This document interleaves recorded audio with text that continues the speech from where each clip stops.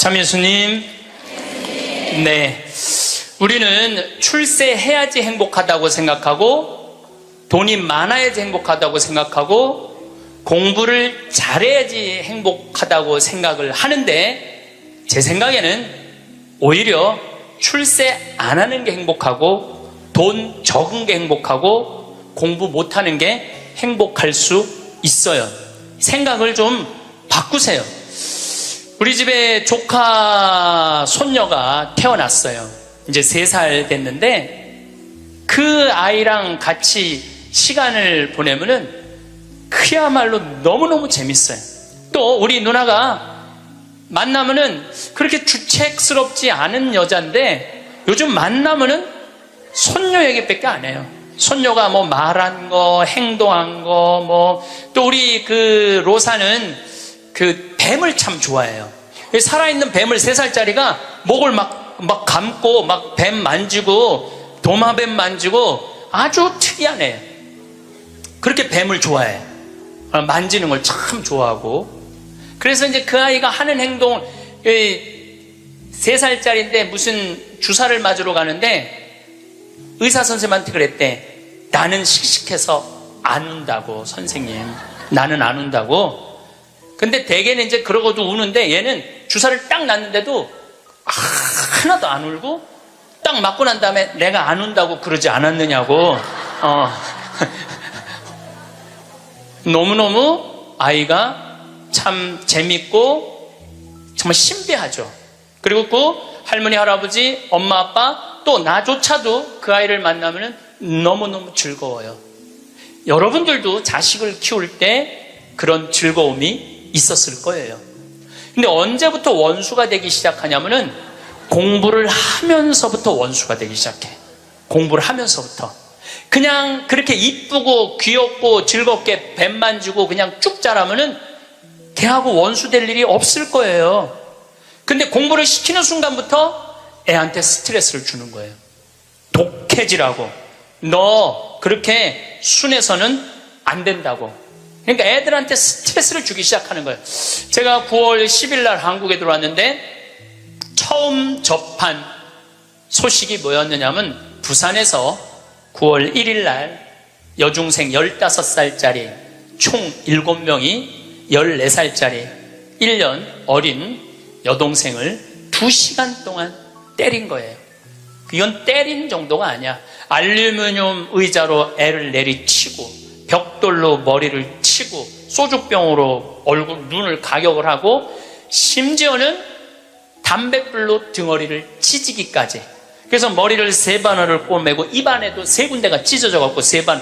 그 사진을 보니까 애가 눈을 뜰 수가 없어. 너무 맞아갖고 눈을 뜰 수가 없어. 그것도 남자의 애들도 아니고 여자아이인데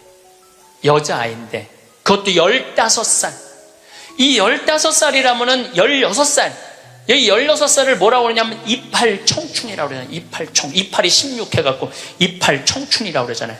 그러면 이 16살짜리 여자아이들은 로미오와 줄리엣이 16살이었어요. 춘향이가 16이었어요. 심청이는 15살이고 성모님이 16살이었어요. 가장 여자가 아름다운 나이가 16이에요. 가장 순수하고 깨끗한 나이의 아이가 16이에요. 그리고 제일 예쁠 때가 16이라고 그래요. 사람이 제일 여자가 제일 예쁠 때가 16이라고 그래. 그래서 이렇게 보면은 중학교 3학년, 고등학교 1학년 아이들을 보면 정말 꽃 같은 아이들 많아요. 너무너무 예쁜 아이들이 많아. 그런데 그런 여자 아이들이, 이거는 깡패 중에 상깡패도 할 수 없는 일을, 그 판사님이 재판하면서 그랬잖아요. 개, 돼지도 이렇게 때리지 않는다고. 개, 돼지도 이렇게 때리지 않는다고. 그런데 그 여학생들이 그렇게 아이를, 그리고 인터넷에 올리고 자랑을 하고. 근데 내가 보기에는 그 아이들이 그렇게 된 거는 그 아이들 책임이 아니에요. 대한민국의 어른들 책임이에요. 대한민국 어른들 책임이에요.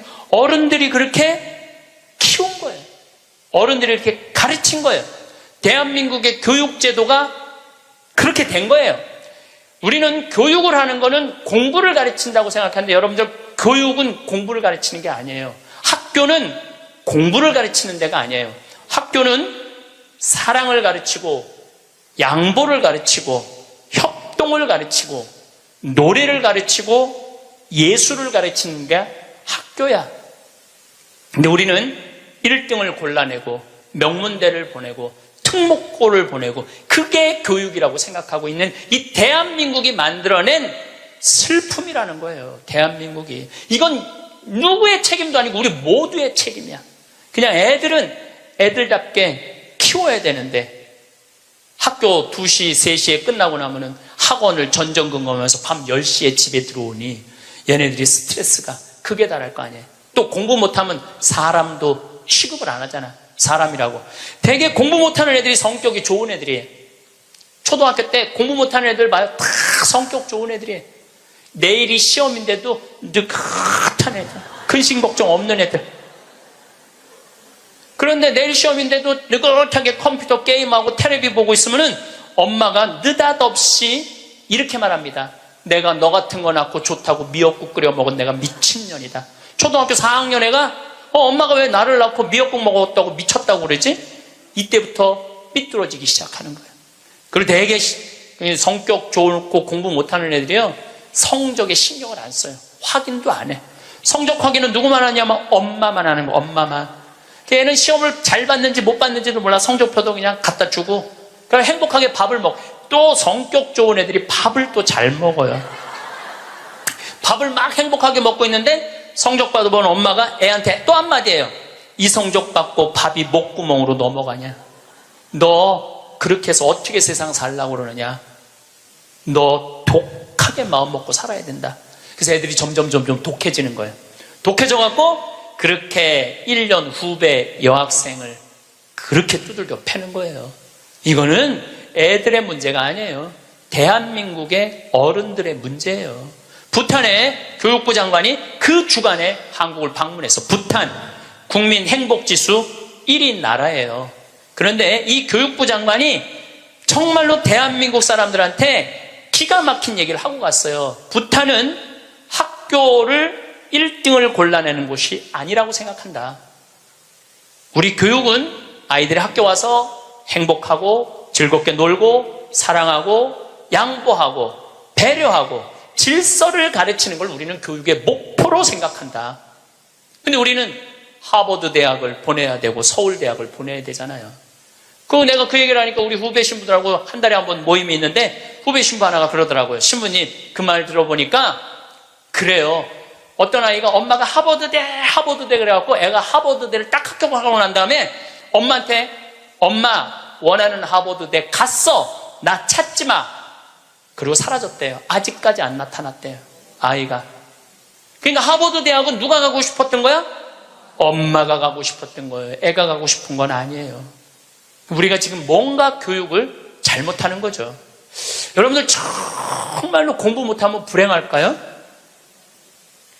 내 조카들은 그렇게 저지방 대학을 저지하겠다고 저지방 우유를 그렇게 먹었는데 다 저지방 대학교 나왔어요. 근데 우리 조카 애들은 다 행복해요.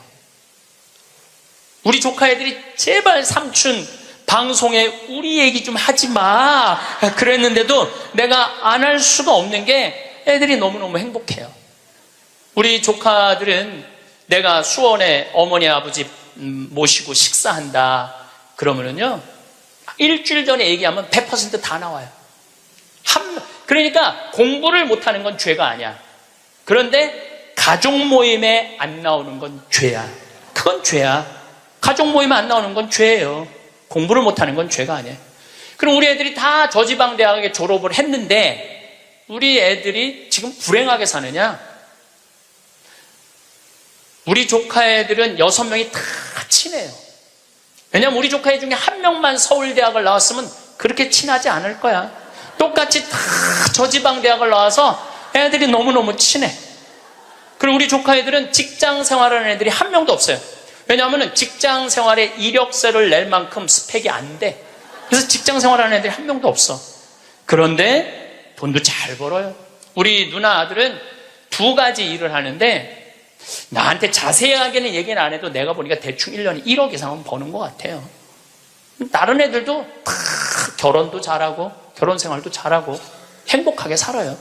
얘네들은 어렸을 때 공부 딱 보고 내가 그랬어요. 우리 형제들한테 공부를 못하는 건 죄가 아니다. 죄인 취급하지 말아라. 그래서 얘네들은 학원을 다니는 애들이 거의 없어.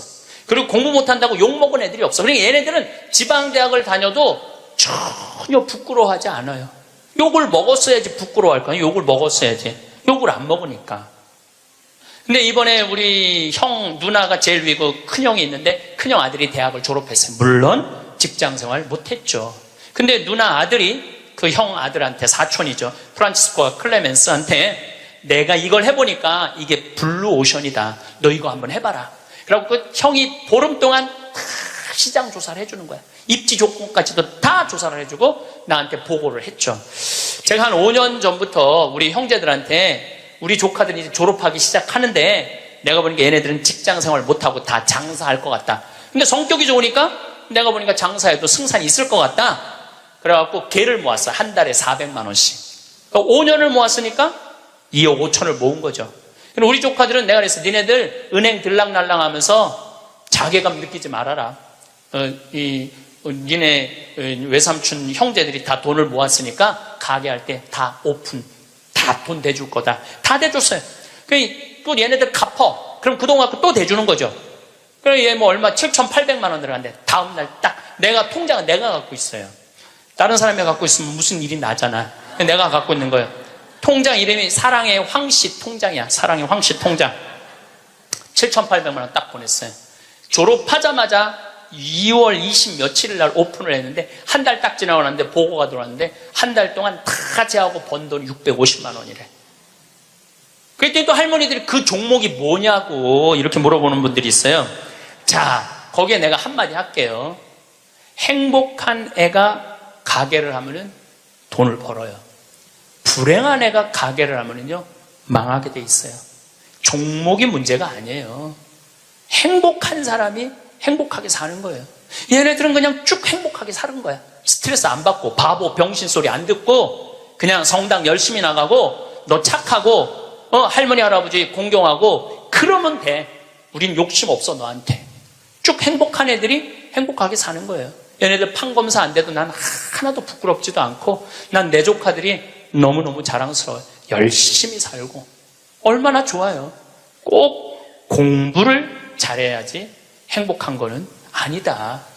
그냥 성실하고 착하고 마음이 따뜻하면은요, 다 살아가요. 우리 생태마을에 우리 직원들이 40명이 있어요. 왔다 가는 사람이 한 100명도 넘을 거예요. 근데 제가 내린 결론은 행복하게 자란 애가 직장 생활도 잘한다야. 과거에 술을 먹거나 컴퓨터 게임에 걸렸거나 우울증에 걸렸거나 조울증에 걸렸거나 대인 기피증에 걸린 애들은 아무리 내 강의를 듣고 싶으면 우리 애 좀 맡아주세요. 내가 많이 맡았어요. 정말로 수십 명도 더 데리고 있었어. 근데 그런 이력이 있는 애들은 결국은 직장 생활을 못 하더라고요. 그런 이력이 있는 애들은 결국은 안 돼. 그러니까 결국은 애를 만들어내는 건 주위 사람이 아니야. 부모가 아이를 얼마나 아끼고 사랑하느냐, 이게 중요한 거예요. 공부가 중요한 게 아니고 출세가 중요한 게 아니고 이 세상에 와서 행복한 게 중요한 거예요. 행복한 게. 제가 이번에 애틀란타에 가서 한 집에 하루 딱 머무르고 그 다음에 호텔에서 머물렀는데, 내가 너무너무 사람들을 많이 만나니까 그 집 주인 자매하고 형제가 신부님 좀 편안하게 하루 아무도 안 만나게 해드린다. 그래갖고 아무도 그 집엔 오겠다는 분들이 많았는데 초대를 안 했어. 대신 아들이 하나 있는데, 아들이 미국에서 2번째로 좋은 테크 유니버시티, 그러니까 기술 대학교인데 4학년이래. 근데 아들한테 전화를 한 거야. 우리 집에 신부님 오셨으니까 너 와서 저녁 먹고 가라, 기숙사에서. 근데 내가 1시에 이제 좀 씻고 좀 방에서 누워서 쉬고 있는데 얘가 3시에 왔어. 3시에. 3시에 와서 엄마하고 두런두런 얘기하면서 엄마 음식 준비하는 걸 다 옆에서 돕더라고요. 고기도 굽고. 6시에 밥을 먹는데 아이가 너무너무 얼굴에 순해. 아주 너무너무 순하고 깨끗하고. 근데 밥을 먹고 이야기를 두런두런하고 밥 먹고 난 다음에 끝났는데 10시까지 나하고 얘기를 하는 거예요. 색소폰을 연주를 기가 막히게 하는데 자기 연주한 것도 다 보여줘가면서 밤 10시가 되니까 엄마가 너 이제 기숙사 가라고 10시에 집에 가더라고. 학교를.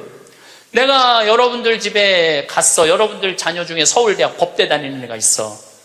근데 내가 여러분들 집에 방문했어. 5분 신부님 오니까 너 우리 집에 와서 저녁 식사해라. 그러면 와서 3시부터 밤 10시까지 식사 같이 할 자식이 얼마나 있을까요? 내가 보기에는 거의 없어요. 왜냐하면 내가 본당 신부 때 가정 방문하면은 방에 있는데도 나오는 애가 거의 없어요.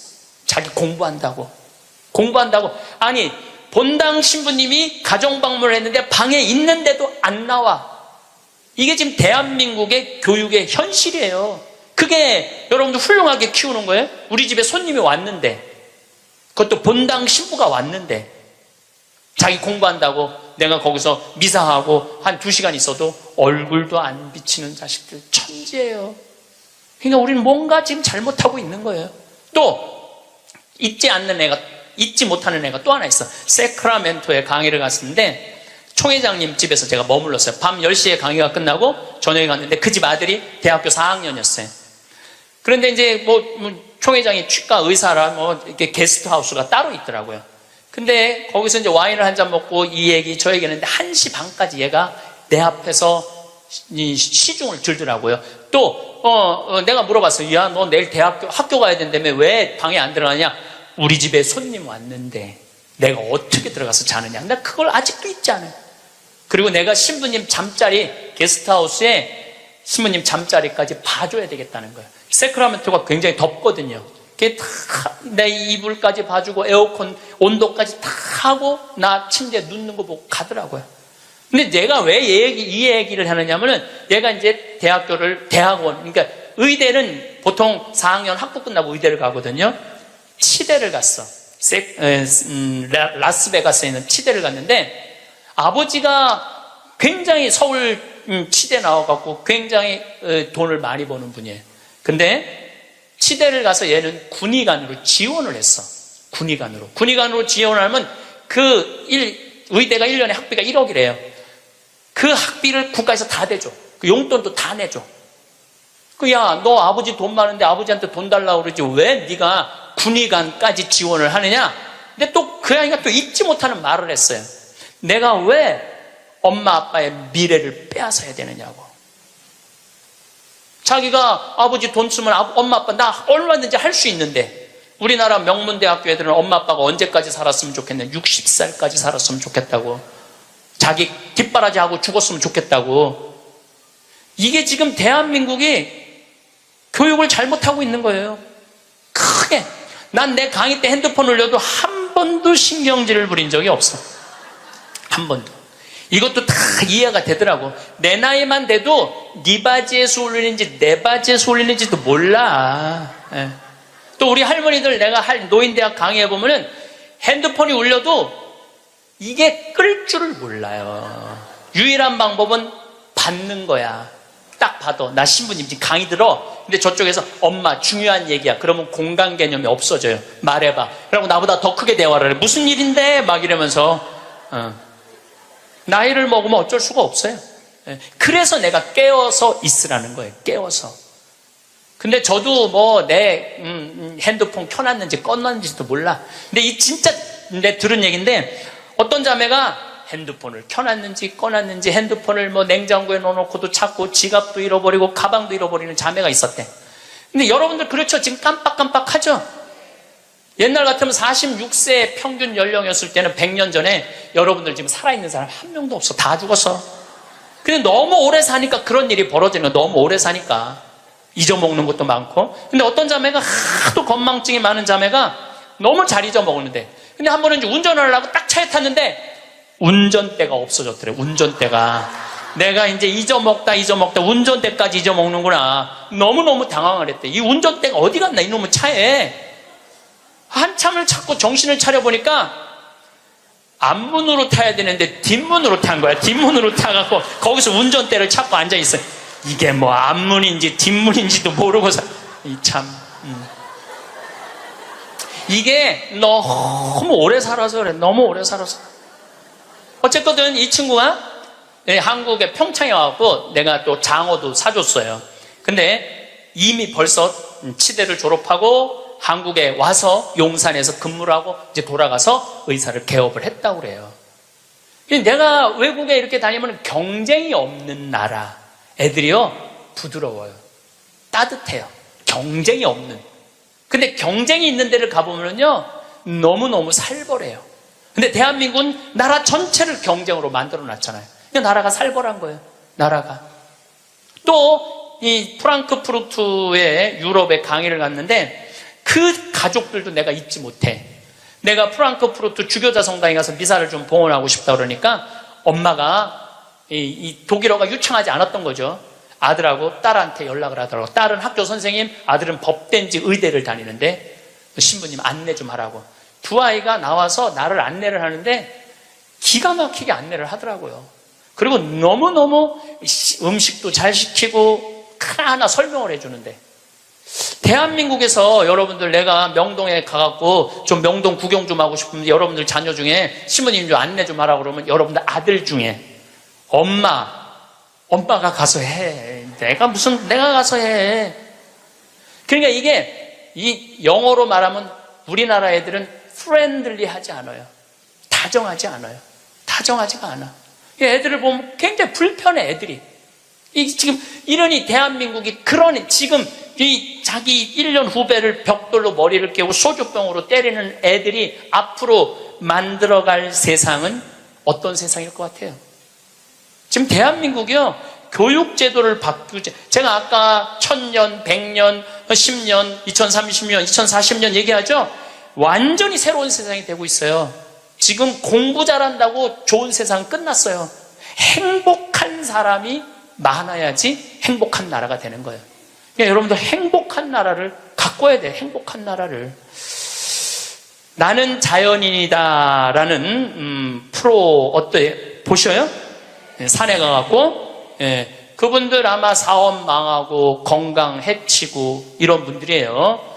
근데 그분들 물론 선택해서 가는 거겠지. 이 방송사에서 조금 조작도 있을 거예요. 그렇지만은 제가 보기에는 그 나는 자연인이다 그분들은 명예도 재산도 권력도 돈도 없는 사람들이야. 근데 그 사람들 행복해 보여? 안 행복해 보여?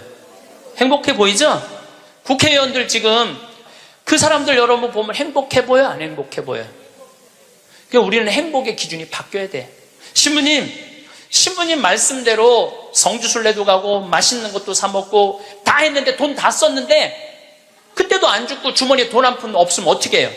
그때는 여러분들 어떻게 하면 되느냐 하면 집에 가만히 앉아 있으면 돼요. 그때는. 근데 문제는 뭐가 문제냐면은 나중에 쓰려고 지금 가만히 있는 분들이 많아요. 나중에 쓰려고. 근데 내가 이렇게 얼굴을 보니까 돈 쓸 수 있는 마지막 얼굴들이야. 나중에 어디서 나중에. 지금 안 쓰면은 나중에는 더 못 써요. 지금 안 쓰면 나중에 더 못 써요. 그러니까 지금 쓰세요. 성주순례도 가고 한국도 지난 목요일 날 우리 직원들 데리고 민둥산에를 갔었어요. 정선에. 너무너무 잘 해놨어. 내가 뭐 전 세계를 다니면서 대한민국처럼 등산 잘할 수 있도록 꾸며놓은 나라도 없어요. 대한민국처럼 등산할 수 있도록 꾸며놓은 나라도 없어요. 또 그거 끝나고 난 다음에 정선에 레일 바이크라는 걸 우리 직원들 40명하고 탔어요. 이야 신나더라고요. 우리나라도 다닐 때가 너무너무 많아요. 그리고 여러분들이 제가 한 10년 전에 할머니들이 용돈이 5만 원 나올 때가 있었어요. 내가 그때 할머니들한테 뭐라고 그러냐면 5만 원 다 닦아 써라. 조금 있으면 10만 원 나올 거니까. 10만 원 올랐죠? 다 닦아 써라. 조금 있으면 20만 원 나올 거다. 지금 20만 원 나오죠? 다 닦아 쓰세요. 5년 후에는 최소한 60만 원, 70만 원 나와요. 5년 후에는 내가 자신 있게 얘기할 수 있어요. 그리고 그렇게 가야 되고 그렇게 가야 돼. 그래야지 여러분들도 행복하게 살 거 아니야. 우리나라가 경제 규모가 작으면 내가 이런 말을 감히 못해요. 우리나라 경제 규모 굉장히 커요. 그리고 대기업에서 돈을 내놔야 돼요. 대기업에서 돈을 내놔야 돼요. 이번에도 삼성 3분기 실적 보고 하니까 엄청나게 벌었더라고. 아는 사람도 대한민국에 나밖에 없을 거야.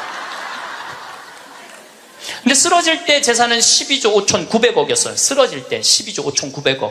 근데 3년 5개월 만에 주식이 올라갔고 20조야. 20조. 그런데 그 20조가 무슨 의미가 있을까요? 아무 의미가 없어요. 재물은요, 내가 나눌 때 의미가 있는 거예요. 나 혼자 이걸 가지고 나 돈 많다고 자랑하는 건 아무 의미가 없어요. 그래서 인생은 여러분들, 이제는 여러분들이 자아 완성이라는 큰 숙제가 남아있어요. 이제 뭐 출세할 것도 아니고, 판사 될 것도 아니고, 검사 될 것도 아니고, 국회의원 될 것도 아니고, 대통령 될 것도 아니잖아요. 그것도 중요한 것도 아니고, 가장 중요한 거는 내가 이 세상을 충만하게 살아가고, 행복하게 살아가고, 확신을 가지고 살아가는 게 중요한 거예요. 그러려면 자아 안성을 하기 위해서 뭐가 필요하냐면 깨달음이 필요한 거예요. 깨달음. 깨달으려고 여기 나온 거 아니에요? 그렇죠?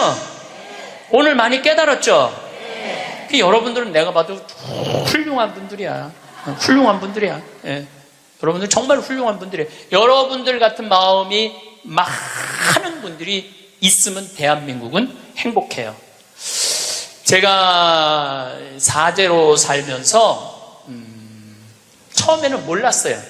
사제가 얼마나 위대한 일을 할 수 있는 사람인가를 몰랐어요. 그냥 신부 강론하고 미사하는 건 줄만 알았어요. 근데 지난번에 우리 평화방송에서 성서 황창현 신부와 함께 따라는 성경 여행 있죠? 예, 그거를 하면서 12번을 강의를 해서 총 24시간이지만 한 번 강의할 때마다 내가 한 사람씩 고쳐준다고 그랬어요. 병원에서. 왜냐하면 예수님 성서를 묵상하면 전부 병 고치는 거야. 여기 오신 분들도 아마 아픈 것 때문에 고통스러운 분들 많을 거예요.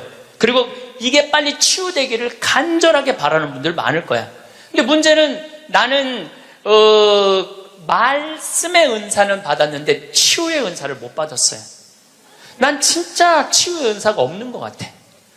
남들은 안수기도 하면 막 우리 오홍진 신부님 한참 젊었을 때 성령 충만했을 때 이쪽 쓰러진다면 이쪽 100명 쓰러지고 저쪽 100명 쓰러지고 그러는데 나는 25년 동안 안수기도를 그렇게 했는데도 쓰러진 사람이 한 명도 없어요. 정말로. 그리고 그게 치유 은사 있는 신부들이 있어요. 확실히 그걸 내가 느껴요. 분명히 있는 분들이 있어요. 근데 내가 이렇게 신부님 제발 그래도 안수 좀 해주세요. 그래갖고 내가 탁 손을 얹으면은 내가 느껴. 내 손에서 아무것도 안 나오는 게 느껴져. 이 아무것도 안 나오는 누르고 있는 나도 한심하고 더 한심한 건 아무것도 안 나오는데 치유하겠다고 머리 디미는 교우들이 더 불쌍한 거예요. 더 불쌍해. 미안하기도 하고 안타깝기도 하고. 그런데 12명을 수술을 해주겠다고 빈센트 병원하고 연락을 했는데 정말로 놀라운 거는 돈이 8천만 원이 들어가요. 12명 수술해 주는데 병원에서 반 부담하고 내가 반 부담하는 거니까 8천만 원이 들어가는데 그 돈이 마지막에 얼마까지 들어왔느냐면 8,150만 원까지 들어왔어. 그래갖고 내가 150만 원도 스님한테 보냈어. 신부님 8천만 원이라는데 150만 원은 왜 보냈습니까? 들어왔으니까. 돈이 들어왔으니까. 이거 가지고 과일 사서 보내고 수술한 사람들 영양제 사서 보내라고 병원에서 그 150만 원 갖고 12명한테. 그래서 몽고 사람, 아프리카 사람, 베트남 사람, 또 우리나라 있는 분들 정말 기가 막힌 분들 수술 다 해줬어요. 너무너무 좋더라고요. 아주 쑥스러우네. 내가 박수 받으려고 그러는 게 아닌데. 내가 한 게 아니에요. 내가 한 게 아니고 교우들이 보내준 거예요. 내가 한 게 아니고. 제가 뭘 깨달았느냐 하면은 내가 하지 않아도 내가 통로가 된다는 걸 깨달아서 통로가. 그런데 더 놀라운, 이건 박수 받으려냐, 더 놀라운 거는 그 성경 여행에 그걸 보면서 할머니들이 돈을 보내준 거야. 할머니들이 돈을 보냈는데 그 할머니 아마 돌아가셨을 수도 있어. 전라도 광주에 있는 할머니인데 평창에 피정을 오셨어. 신부님, 저 온몸에 암이 다 퍼졌습니다. 아마 2달, 지난 6월 달에 와서 할머니가 나한테 한 얘기예요. 2달, 3달밖에 못 살 것 같습니다. 그런데 제가 나는 죽어도 신부님이 죽어가는 사람 수술해 주는 거 방송을 통해서 봤습니다. 제가 신부님 평생 모은 돈 2천만 원을 8월 며칠이면 그걸 탄대. 그걸 보내드릴 테니까 저는 죽지만은 신부님 2사람 살려달라고 돈을 보냈어. 2천만 원을 8월. 나는 이제 뭐 미국에 있었으니까 한국에 들어와 보니까 돈이 들어와 있었더라고, 할머니가.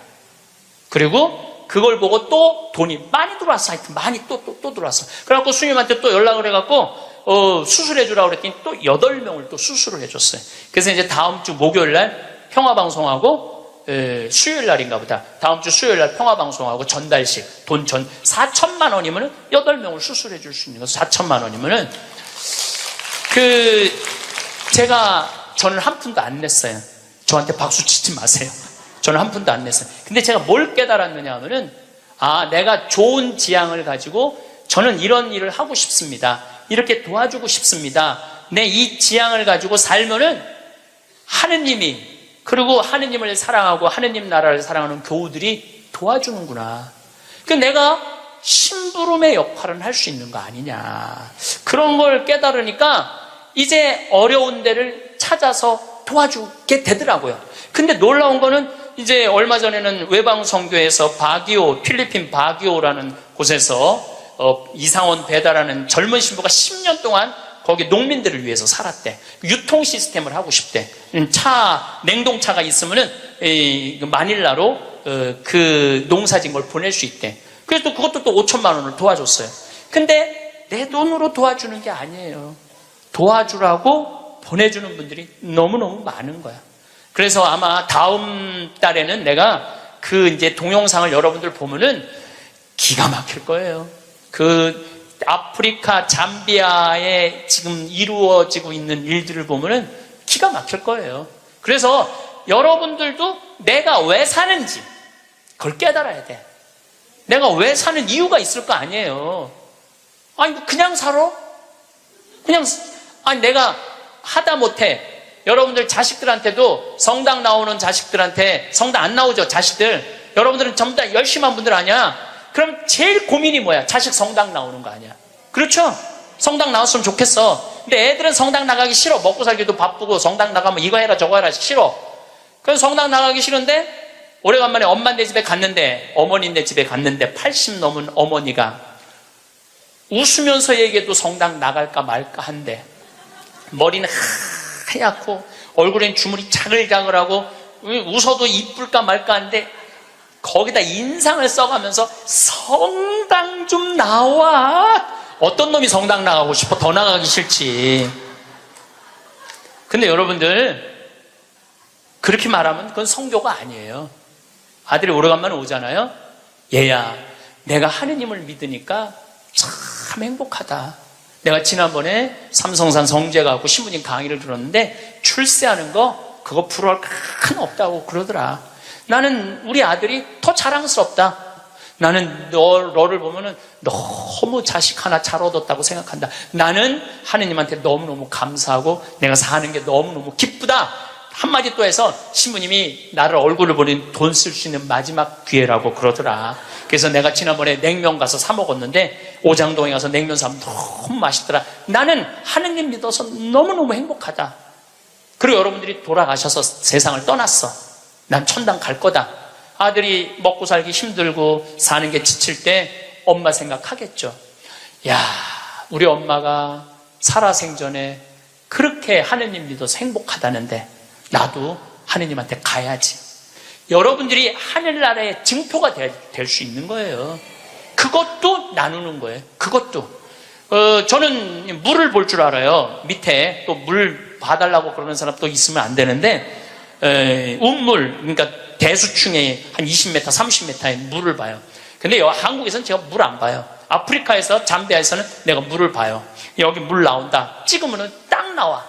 그거 얼마나 좋은지 몰라.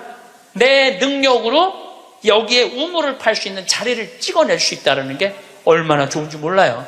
얼마나 좋아. 그러려면 뭐를 해야 돼? 공부를 해야지. 그냥 봐. 배워야지. 내가 그래서 물 보는 책을 2권, 3권을 사서 읽었어요. 수맥 보는 방법을. 그 논문으로도 나왔더라고, 그게. 그냥 하는 게 아니라 논문으로 나왔더라고, 논문으로. 그러니까 내 차에는 항상 그 은 막대가 있어요. 그것도 보기 쉬워요. 하나 깨달으면 하나 나눠줄 수 있잖아. 그러니까 여러분들도 공부하라는 거예요, 공부. 신부님 어떻게 공부를 해요? 이 유튜브가 대학교예요. 유튜브 안에 이 성서 강의도 다 올라와 있어. 그리고 요즘 4차 산업에 대해서 기가 막히게 교수들이 해놨더라고요. 그러니까 여러분들 공부하세요.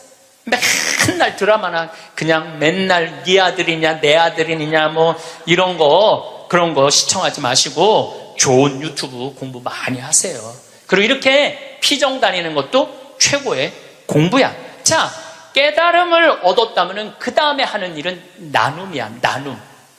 빌 게이츠, 이 참 대단한 사람이에요. 빌 게이츠 부인이 멜린다예요. 빌 게이츠하고 워렌 버핏이 지금 자선 기금을 거의 1,000억 달러를 모았어요. 그런데 빌 게이츠는 돈을 벌고 멜린다라는 부인은 자선 사업을 해요. 아프리카에 말라리아, 에이즈. 내가 거기 가보니까 그 재단에서 약을 보내주더라고요. 그래갖고 그 멜린다 여사가 지금 살린 사람만 70만 명을 살렸대요. 70만 명을 살렸대. 여러분들 멋있지 않아요?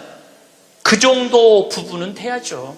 그리고 빌 게이츠 하는 일이 너무너무 멋있으니까 워렌 버핏은 그 자기 재산을 빌 게이츠 재단에 다 내놨어. 네가 정말 잘 쓴다. 그러니까 멜린다라는 부인이 너무너무. 근데 이 멜린다라는 부인은 그냥 돈을 주는 게 아니야. 아프리카에 직접 가요. 1993년에 아프리카를 전부 다 한번 돌아봐요.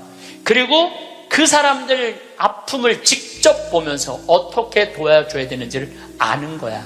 그러면서 너무너무 행복해요. 저는 아프리카 잠비아를 간 지 이제 5년이 되는데 정말 잠비아에 갔다 올 때마다 심장이 벌렁벌렁 거려요. 우리 대한민국이 할 수 있는 일은 너무나 많아요. 처음에는 의사가 3명인데 5년 만에 몇 명으로 늘어났냐면 12명으로 늘어났어요. 안과 의사, 치과 의사. 이 피부과 의사까지 오면 더 좋을 것 같아요. 왜냐하면 거긴 피부가 엉망이거든요. 피부과 의사까지만 가면은 완벽한. 올해도 1,000명을 진료해주고 왔어. 올해도 1,000명을 진료해주고 왔어. 그 사람들 이 백내장 안 처음에는 수술하러 오라니까 한 명도 안 왔어. 왜 안 하냐? 눈알을 빼는 줄 알고 수술하면은. 근데 이 백내장을 걷어주니까 막 춤을 추는 거예요. 그러면서 의사 선생님들이 10일이라는 시간을 내면서 가면서 사는 보람이 있다는 거예요. 깨달음이 있으면은 나눔이 있고, 나눔이 있으면은 기쁨이 있고, 기쁨이 있으면 감동이 있는 거예요. 그런데 문제는 그곳에 함께한 분들의 이야기는 그런 얘기를 해요. 신부님, 내가 잠비아에 와서 내 인생의 가장 찬란한 시간을 보내고 있다고. 우리 인간은요, 나만을 위해서 살면 아름답지도 않고 위대하지도 않아요. 어려운 이웃을 돕고. 그런데 이 잠비아를 떠나는 사람들은 대단한 능력을 가지고 있는 사람들도 떠나지만은 평범한 아줌마들도 함께 떠나요. 올해 20명이 자원봉사자들을 모았는데 110명이 지원을 했어, 한국에서. 그 중에 90명이 떨어졌어. 90명이 떨어지면서 한다는 소리가 내 돈 내고 내가 가서 봉사하겠다는데도 떨어져야 되느냐고 그런 얘기를 하더라고요. 저는 이제 대한민국이 정말로 행복하려고 그러면은 나눠야 돼요. 대한민국이 행복하려고 그러려면은 지금 교육제도는 바뀌어야 돼요. 학교에서 등수 매기지 말아야 돼요. 학교에서 지금 고등학교 애들 음악시간, 체육시간 없애고 있어요. 공부해야 된다고. 내가 보니까 정신 나간 짓이에요. 아이들이 노래를 하면서 공을 차면서 사회성을 배우는 거예요. 책상에 앉아고 공부만 하잖아요. 얘네들은 아무것도 쓸데없는 애들이에요. 여러분들 공부 못하면 신부님 뭘 먹고 살아요? 지금 대한민국의 공장에 외국인 노동자가 150만 명이에요. 우리 형님도 공장을 운영하는데 외국인도 한 달에 240만 원을 줘야 된대요. 그러면은 내가 펜대 굴릴 생각 안 하고 몸으로 해갖고 여러분들 지금 공장에 가면은 천지가 돈 2, 300만 원 다 받아요. 근데 우리는 뭐만 배웠어? 공부만 배웠고 출세만 배웠고 최고 높은 자리에 올라가는 것만 배웠어. 공장에서 일하는 건 용납을 할 수가 없는 거야. 자존심 상해서. 그래서 명문대학교 나온 애들 50%가 취직이 안 된 애들이 집에서 놀고 있는 거야. 누구 거 빼먹고 살아? 엄마 아빠 미래를 빼먹고 살고 있는 거예요. 엄마 아빠 미래를. 근데 이게 왜 그러냐면 대한민국이 잘못 키워서 그래요. 잘못 키워서. 몸으로 사는 거는 결코 나쁜 게 아니에요. 몸으로 사는 것처럼 솔직하고 정직한 게 없는 거예요. 그래서 여러분들도 정말 애들을 공부로 가르치지 말고 사람을 가르치는 교육을 저는 했으면 참 좋을 것 같아요. 이제 다음 마지막으로 이렇게 살았으면 어떻게 죽어야 되느냐. 이 죽는 것도 큰 숙제예요. 여러분들 최고의 숙제가 뭔지 알아요? 잘 죽는 거예요. 잘 죽는 거. 내년 2월 달부터 사전 의료 의학 지향설. 그러니까 나는 사전 연명 의료 그거를 이제 나는 이제 죽을 때 연명 치료 안 한다. 그게 법으로 통과됐어요. 법으로 통과가 되었고 내년 2월 달부터는 나는 암에 걸렸다. 그러면은 더 이상 치료 원하지 않는다. 말기 암. 더 이상 치료 원하지 않고 심폐소생술 안 한다. 여러분들 80살 넘어갖고 심폐소생술 하면 어떻게 돼요? 갈비뼈 다 부러져요. 왜 죽어가면서 갈비뼈 부러뜨려가면서 죽어야 돼? 그냥 편안하게 죽으면 되지. 이게 죽는 것도 큰 숙제야. 우리 아버지께서 4월 10일 날 세상을 떠나셨어요. 근데 정말로 편안하게 보내드렸어요. 그리고 저는 아버지에 대한 그리움이 있지만 이제는 떠날 때가 돼서 떠나셨다라는 생각 들어요. 87세에 떠나셨으니까 그럼 뭐 그 정도면 됐죠. 여러분들 87세에 한 2달 고생하고 죽으면 행복하지 않아요? 그렇죠? 그래서 다음 시간에는 어떻게 하면 잘 죽을까 이 얘기를 나누도록 하겠습니다. 감사합니다. 제가 지금 화의 도전이라는 주제로 강의를 하고 있습니다. 지금은 4차 산업혁명 시대에 들어서고 있다고 그래요. 도대체 4차 산업이 뭐냐? 1차 산업은 증기기관의 발명 이후부터 1차 산업에 1800년서부터 한 1900년대까지 이 와트라는 사람이 증기를 가지고 힘을 쓰면서부터 증기기관차, 증기기선, 배, 그 다음에 옷 짜는 것도 증기방적기 뭐 이래갖고 영국에서 시작된 산업혁명을 1차 산업이라고 그래요. 그리고 2차 산업은 에디슨이 1905년에 발견한 전기. 이 전기, 이게 1905년에 에디슨이 발명한 거예요. 그래서 이 전기로부터 시작되는 것을 2차 산업이라고 그래요. 지금 우리는 이 전기의 혜택을 다 받고 살죠. 여러분들 전기 다리미, 그 다음에 세탁기, 냉장고, 텔레비전, 전기 아닌 게 하나도 없어요. 여기 계신 분들은 2차 산업의 혜택을 받고 사시는 분들이죠. 근데 3차 산업은 컴퓨터, 인터넷, 특별히 스티브 잡스가 시작한 스마트폰, 이게 완전히 세상을 완전히 바꿔놓은 것 3차 산업이에요. 1차 산업 때는 안 태어났지만은 2차 산업, 3차 산업은 누리고 사시는 분들이에요. 근데 지금은 무슨 시대로 들어서느냐 하면 4차 산업 시대로 들어서고 있어요. 4차 산업이라는 건 뭐냐면은 인공지능, 로봇, DNA 조작, 이런 완전히 새로운 세상이 펼쳐지고 있죠.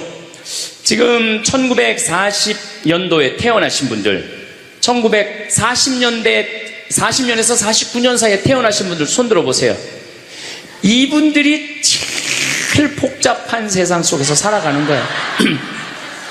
이게 너무 세상이 변하는 걸 다 노리고 살아가는 분들이 지금 1940년서부터 50년, 1950년, 60년에 태어난 분들이 2차 산업, 3차 산업, 심지어 4차 산업 시대까지 살고 있는 거예요. 1941년에 이제 내일 모레겠네요. 12월 8일 날 일본이 진주만을 습격을 해요.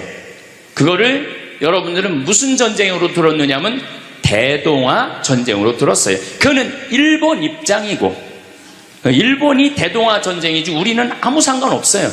근데 우리는 대동아 전쟁에 내가 그때 고생했다고 그러는데 그건 일본의 속국의 입장이야. 그러니까 그 대동아 전쟁이라는 말 우리 쓰지 말아야 돼. 태평양 전쟁이겠지. 미국하고 일본하고 한 전쟁. 그 태평양 전쟁 속에서 태어나갖고 고생이란 고생은 다 한 분들이 지금 70대예요. 그 전쟁 끝나고 좀 나은 줄 알았더니 6.25가 또 터졌네. 그래갖고 또 피난 가고 또 일사후퇴 겪으면서 고통 겪고, 전쟁 끝나고 난 다음에는 우리나라가 아프리카에 있는 웬만한 나라들보다 못 살았어요. 아프리카에 있는 웬만한 나라보다 못 살았어. 전쟁 끝나고 난 다음에 정말로 허리띠 졸라 매가면서 잘 살아보자고, 우리도 한번 잘 살아보자고. 그래갖고 너무 가난한 나라에서 올해 우리가 3만 달러를 넘었을 거라고 그래요. 3만 달러를 넘었으면은 드디어 선진국에 들어서는 거예요.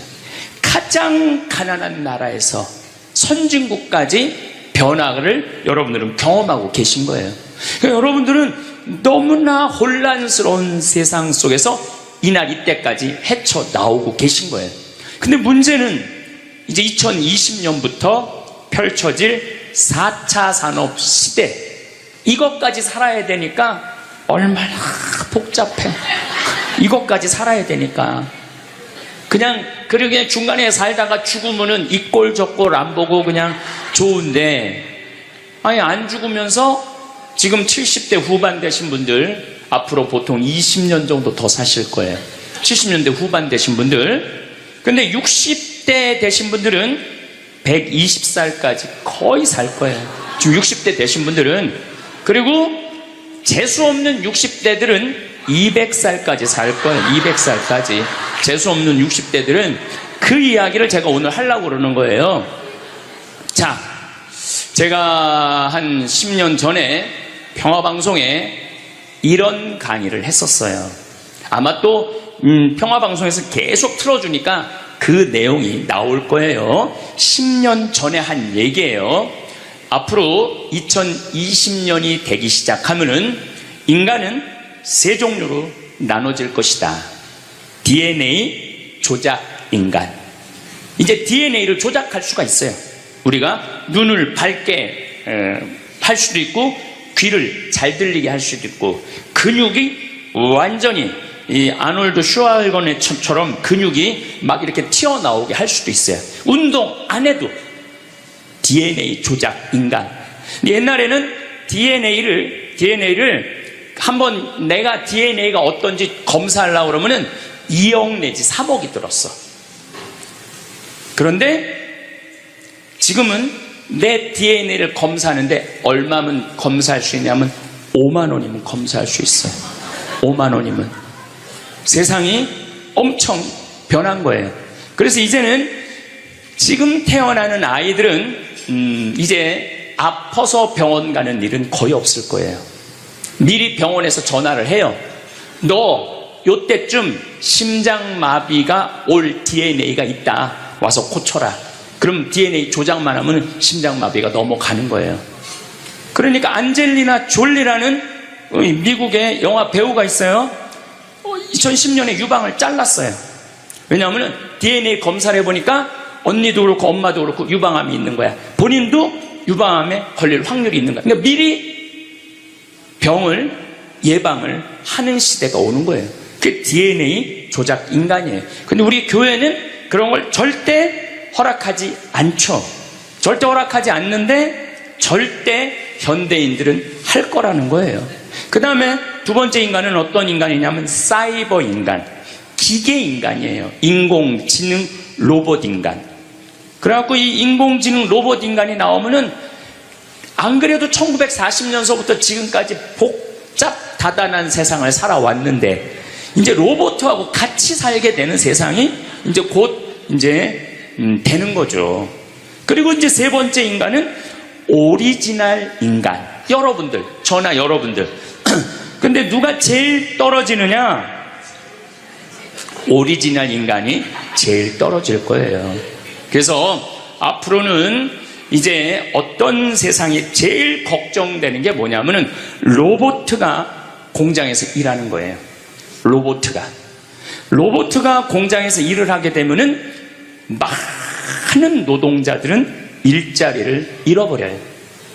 현재 몇 명 정도 일자리를 잃어버릴 걸로 예상을 하느냐면 8억 명 정도가 일자리를 잃어버린대. 8억 명. 그러니까 노동자의 4명 중에 1명은 일자리를 잃어버리는 거. 이거 보통 심각한 문제가 아니에요. 그래서 이제 웬만한 사람들은 공장에서 일할 수가 없어. 누가 다 일을 해? 로봇가 다 하니까. 그리고 요즘 그 조그만 회사 사장들 말을 들어보면은 요즘 뭐 노동자들 옛날에는 죽어라고 일했는데 아침에 잠깐 나가서 커피 마신다고 와서 커피 한 잔 마시고 또 잠깐 나가서 좀 일하는 척하고 들어와서 밥 먹는다고 그러고 또 조금 나가서 뭐 그러니까 돈 주고 일을 시킬 수가 없다는 거예요. 그러니까 만약에 로봇가 일을 하면은 사람을 시키겠느냐? 로봇을 시키겠느냐? 당연히 로봇을 시키는 거죠. 그러니까 점점 사람이 일자리를 빼앗길 것이라는 거예요. 로봇을 쓰는 사장들은 돈을 어마어마하게 벌고 그런 자본이라든지 그런 능력이 없는 사람들은 무지무지하게 가난하게 사는 거예요. 이제 앞으로 여러분들이 5년 후, 10년 후에 볼 세상이 그렇다는 거예요. 그래서 요즘 세계적으로는 어떤 정치적인 시도를 하느냐면은 그럼 일자리 없는 사람들은 먹고 살아야 될 거 아니야. 사람인데. 그래서 로봇한테 세금을 매기는 거예요. 그래갖고 로봇가 만약에 일을 하면은 저 로봇한테 100만 원 세금을 매기는 거야. 그 로봇한테. 그래갖고 그 100만 원을 누구한테 줘? 일 못하는 사람한테 주는 거예요. 그게 기초생활 수급이라는 거예요. 기초생활 수급. 그러니까 기초생활 수급을 이제는 뭐 10만 명, 100만 명이 받는 게 아니라 8억 명, 10억 명이 받는 세상. 그러니까 이제 앞으로 미래에 펼쳐질 세상은 지금 생각하는 거라고 너무 다른 세상이 되는 거예요. 두 번째는 어떤 세상이 오느냐면 로봇하고 공존하는 세상. 벌써 초등학교는 선생님이 공부를 가르치지 않고 로봇가 학생들한테 공부를 가르치는 학교가 나왔어요. 로봇가 애들한테 수학을 가르치고 영어를 가르치는 거예요. 발음도 훨씬 좋고. 그리고 이 로봇의 장점은 뭐냐면은 차별하지 않아. 로봇은 얘가 뭐 부잣집 아들이든지 얘가 공부를 못하든지 잘하든지 차별하지 않는 거예요. 그리고 웬만한 선생님보다 훨씬 잘 가르친다는 거예요. 그러니까 이제는 로봇가 교사가 되는 그런 시대가 온 거예요. 또 이제는 앞으로는 무슨 세상이 될 거냐면 어린아이들 돌보는 보모가 누가 돌보느냐면 로봇가 돌보는 거예요. 나 동화책 읽어줘. 그럼 엄마는 나 바빠 짜증나. 아이 너 잠이나 자. 이런데 보모 로봇은 나 동화책 읽어주면 아주 부드러운 소리로 짜증 한번 안 부리고. 그러니까 애가 엄마를 좋아하는 것보다는 누구를 더 좋아해? 보모를 더 좋아하는 거야. 나 엄마 필요 없다고. 이거 정말 우스갯소리가 아니라요 진짜 벌어질 일이에요. 또 이제 로봇은 아내가 중풍이 걸렸어. 그래서 움직이질 못해. 그럼 누가 병간호를 운동을 도와주느냐 하면 로봇가 도와줘요. 근데 이 로봇은 완전히 제가 지난번 강의 때도 얘기했지만은 이제 섹스 로봇가 나온다고 그랬죠. 록시라고 5가지를 고를 수 있다고 그래요. 피부색, 키, 성격 이런 걸 고를 수가 있대. 그러니까 까칠한 여자, 부드러운 여자, 뭐 내가 까칠한 여자 좋아하면 성격 까칠한 로봇을 고르면 되는 거야. 근데 문제는 아내가 아파. 남편은 나가서 돈 벌어야 돼. 그래서 로봇을 하나 도우미 로봇을 했어. 근데 이 로봇은 아내를 너무 따뜻하게 해주는 거야. 그러니까 아내는 자꾸 남편한테 실망하는 거야. 자기 힘들다고 들어가서 자고. 근데 로봇은 나 좀 주물러 달라 그러면 언제든지 와서 주물러 주잖아요. 그러니까 남편한테 당신 나 필요 없다고, 나 이혼하고 싶다고. 그러니까 로봇하고 사람하고 혼동하는 세상이 오는 거예요. 로봇하고 사람하고.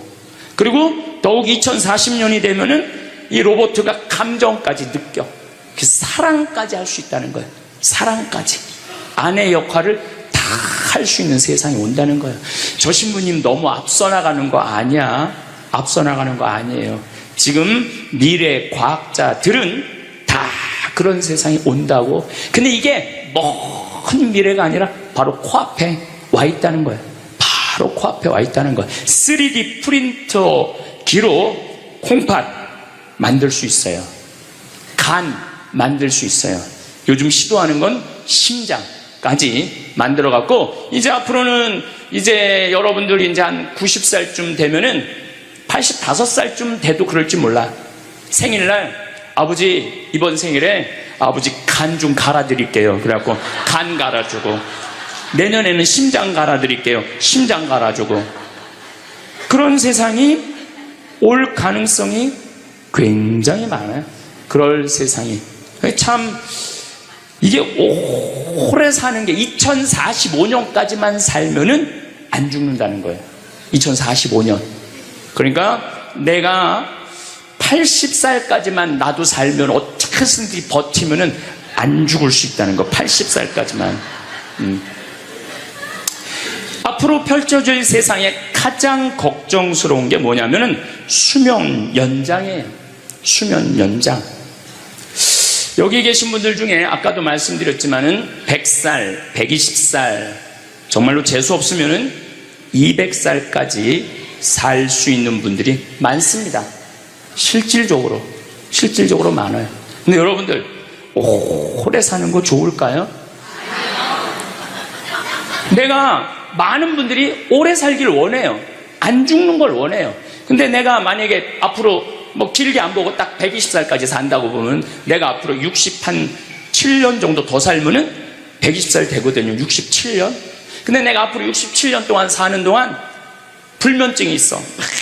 매일 밤마다 잠이 안 와. 67년 동안. 그 여러분들 좋을 것 같아요? 내가 정말로 마음 안에 미움이 너무너무 꽉 차 있어. 67년 동안 계속 미움 속에서 살아. 분노가 꽉 있어. 67년 동안 분노 속에서 항상 좌절감을 맛보고 있어. 우울하고 있어. 내가 우울해. 또 좋으래. 어떨 땐 좋을 땐 너무 좋고 싫을 땐 너무 싫고, 그렇게 막 up and down 그러면서 앞으로 50년 60년 사는 거 좋아요? 그렇게 성숙함이 없이 살 거면 그냥 지금 죽는 게 나아. 지금 죽는 게 나아요. 내가 앞으로 60년 동안 살면서 매일매일 감동하고 매일매일 행복하고 매일매일 감사하고 매일매일 사랑한다면은 앞으로 60년 사는 거 괜찮겠죠. 그런데 60년 내내 잠도 못 자고 미움 속에서, 자식들 원망 속에서, 외로움 속에서, 배신 속에서, 불행 속에서 오래 사는 거 좋아요? 적당한 나이에 죽는 거 내가 보기엔 그 축복이에요. 그래서 여러분들은 이제 나는 이 복잡한 세상 속에서 사는 것도 중요하지만 어떻게 죽을 거냐, 이 시나리오를 잘 준비해야 돼요. 난 어떻게 죽을 거냐. 나는 생일날 애가 심장 갈아준다면 나 그거 필요 없다. 내 생일 선물로 그 심장 필요 없다. 그냥 나는 하느님이 주신 생명, 그 수명 그대로 살다가 그냥 행복하게 떠날 거다. 그런 마음이 중요해요. 근데 우리가 성숙하지 못하면은 그냥 무조건 안 죽으려고만 용을 쓰는 거예요. 또 하늘나라에 대한 희망이 없는 사람들이 안 죽으려고 그러는 거예요. 아니 지금 있는 것보다 하늘나라 올라가면 훨씬 행복하면은 안 죽을 이유가 뭐 있어? 그냥 죽으면 되지. 그냥 사는 날까지 즐겁게 살다가 죽는 날 즐겁게 죽으면 되는 거예요. 이 훈련이 꼭 필요해요. 여러분들 이게 뭐 요즘 알고리즘 그러는데 그건 다 제쳐두고 내가 인생의 설계가 필요해. 나는 몇 살까지 살다가 더 이상 치료받지 않고 암이 걸리면은 안 갈고, 그냥 안 갈고, 간 안 갈고, 신장 안 갈고, 췌장 안 갈고 그냥 하느님 품으로 간다는 생각이 아주 중요하다는 거예요.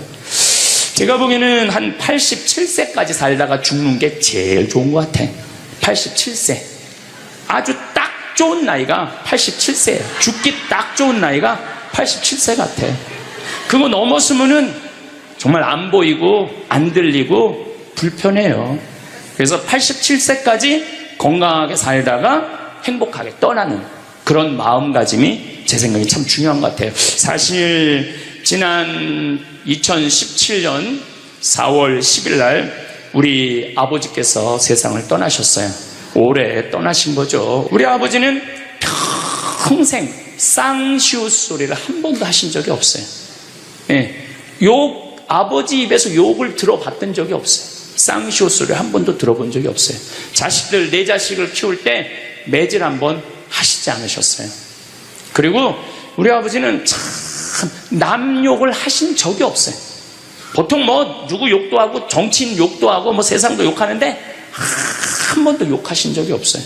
그리고 지금 요즘 아버지 생각을 이렇게 보면은 아버지한테 제일 놀라운 거는 우리 아버지가 그냥 옛날에 연초제조창이라고 담배 회사 그냥 기능 공무원이셨어요. 그러니까 뭐 여유 있게 돈을 쓰실 기회가 없으셨죠. 근데 어렸을 때도 돈이 없어서 불편하다, 돈이 있었으면 좋겠다 그런 말씀 하신 적이 없어요. 그냥 월급 봉투 딱 어머니한테 던지면은 뭐 집이 어떻게 됐든 아무 상관하지 않으시고 당신 산에 다니시고 정말로 신선같이 사셨어요. 근데 아버님이 올 초에 2달 고생하시고 돌아가셨어요. 40년 동안 병원 한 번 안 가시다가 2달 전에 쓰러지셔서 병원에 모셨죠. 병원에 모셨는데 내가 우리 형제들한테 그랬어요. 우리 아버지 평생 자식만을 위해서 살았다. 가족만을 위해서 살았다. 오로지 정말로 사랑하는 가족을 위해서 투신하신 분이다. 우리 아버지 간병인한테 맡기지 말자. 우리가 사형제니까 우리가 모시자. 그래서 누나가 제일 위니까 누나가 이틀, 큰형 이틀, 둘째형 이틀. 난 이제 장가 안 갔으니까 나는 하루. 그래서 우리 뭐 형제들은 전부 다 결혼하고 손자들이 전부 다 아들, 딸 이러니까 아이들이 다 돌아가면서 아버지 병간호를 했어요. 그야말로 자식들 품에서 돌아가셨죠. 자식들 품에서 돌아가셨어요.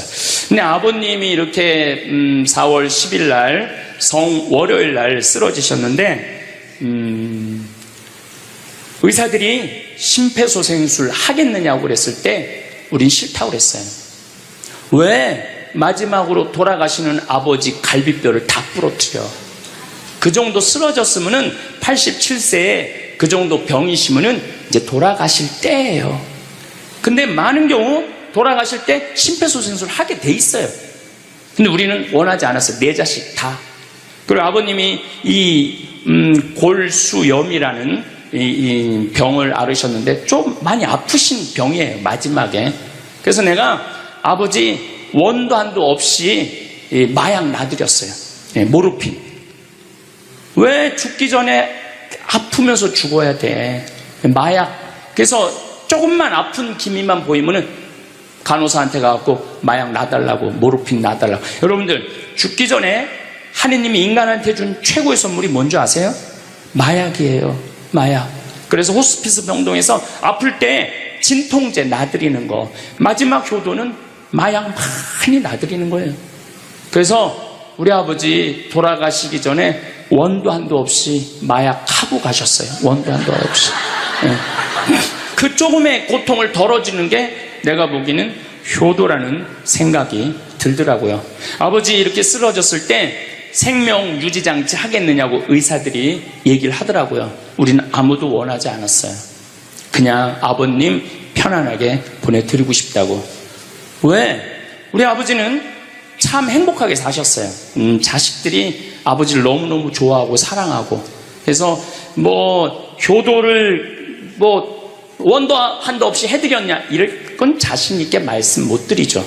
하지만 그래도 자식들이 아버지, 손자, 손녀들이 할아버지 너무너무 사랑했기 때문에 편안하게 보내드릴 수 있었어요. 제가 작년에 왠지 우리 아버님한테 용돈을 많이 드리고 싶더라고요. 평생 돈 한번 넉넉하게 써보시지 못한 아버지한테 용돈 많이 드려야 되겠다. 그래서 제가 작년에는 이제 외부 강의 한 달에 한 번 하면 한 번, 두 번 하면 두 번. 아버지가 무슨 돈을 이렇게 많이 주느냐고, 신부님. 아버지 원도 한도 없이 마음껏 써보시라고. 그래서 작년 한 해 내도 그전에는 조금씩 용돈 드리다 작년에는 그냥 막 이만큼씩 드렸어요. 아버지 원도 한도 없이 쓰시라고. 마음 안에 이런 마음이 있었어요. 한번 평생 마음껏 돈 한 번 써보시지 못한 아버지 마음껏 돈 쓰시라고. 그랬다 1억을 드리거나 2억을 드린 게 아니야. 100만 원, 200만 원, 한 달에 300만 원 용돈 드린 거죠. 그러니까 아버님이 노인정에 그 노인 어르신들 밥 다 사고, 또 우리 자녀들이 23명인데 아버지한테 식사하러 가면은 아버지가 밥값을 다 냈대. 우리 누나가 항상 하는 얘기가 아버지 지갑에 항상 100만 원이 있었대요. 그러니까 얼마나 기분이 좋아. 아버지 돌아가셨을 때 노인정에서 그랬대요. 물주 세상 떠나서 어떻게 하느냐고 그랬대. 물주 세상 떠나서 어떻게 했느냐고. 아버님이 1년 동안 원도 한도 없이 즐겁게 사시다가 세상 떠난 거예요. 저는 효도도 나중에 한다는 건 다 거짓말이야. 효도하려면 언제 해야 돼? 지금 해야 돼, 지금. 부모님한테 돌아가시고 난 다음에 땅을 치고 통곡하는 거 다 소용없어요. 그냥 내가 지금 할 수 있을 때 최선을 다해서 효도하는 게 크게 효도라는 생각이 들더라고요. 어쨌거나 아버님은 쓰러지신 날 당신 스스로 걸어서 화장실 가셨어요. 아침까지. 그리고 오후 1시에 쓰러지셨어요. 그래갖고 밤 10시 41분에 돌아가셨어요. 근데 제가 아버지한테 그랬어요. 아버지 돌아가시려면은 오늘 돌아가셔야 된다고. 왜냐면 그날이 성월요일이었거든요. 성화요일 날 돌아가시면은 장례미사를 못해요. 왜냐하면 성목요일 날은 장례미사를 못하게 돼 있어요. 성금요일, 토요일 다 장례미사 못해요. 그리고 예수부활 대축일 장례미사 못해요. 그리고 그 다음 월요일 날 장례를 해야 되는 거야.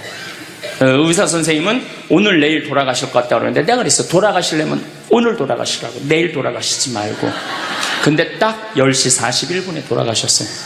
그래서 성수요일 날 아버님 장례 미사를 하는데 우리 수원교회 주교님 4분이 다 오셨어. 얼마나 그게 영광스러워요. 주교님이 4분이나 오셨으니까. 왜냐하면 성주간이니까 주교님들이 외국에 아무도 안 나가시고 교구청에 다 계셨던 거야. 얼마나 좋아요.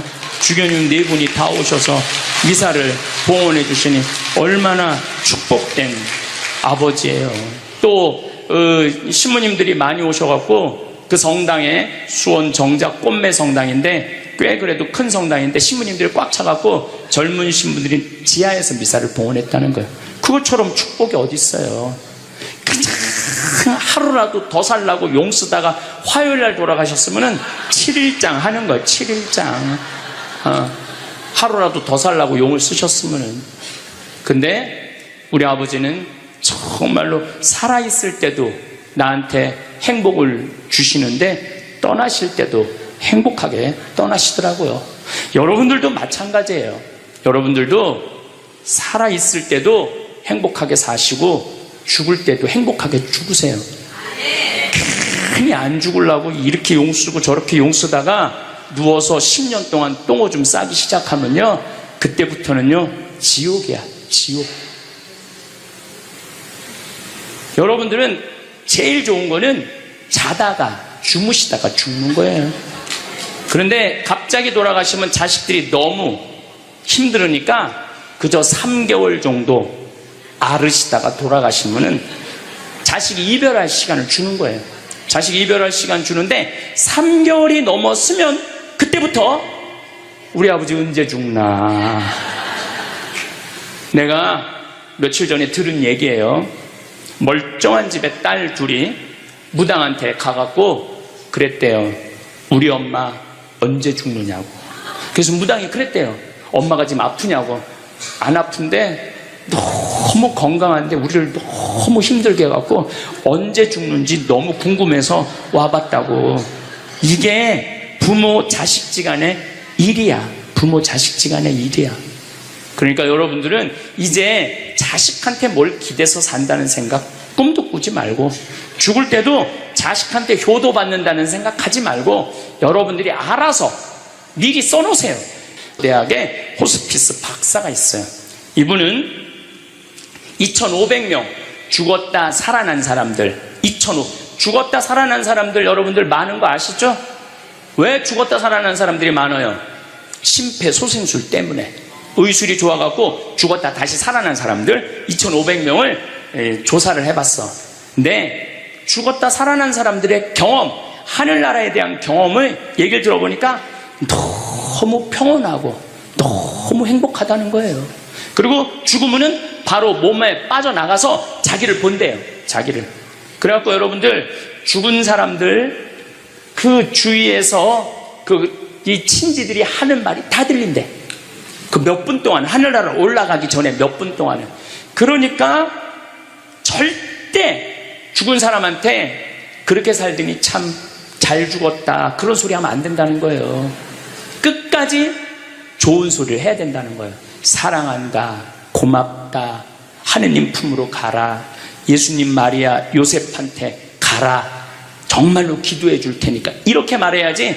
그렇게 우리를 괴롭히더니 이렇게 죽는다고 정말로 지옥에 갈 사람이라고 이렇게 말하면은 다 영원히 듣는다는 거예요. 그리고 죽었다 살아난 사람들의 아주 기가 막힌 얘기는 안 못 보는 사람은 죽으면 다 본다는 거예요. 눈이 다 보인다는 거예요.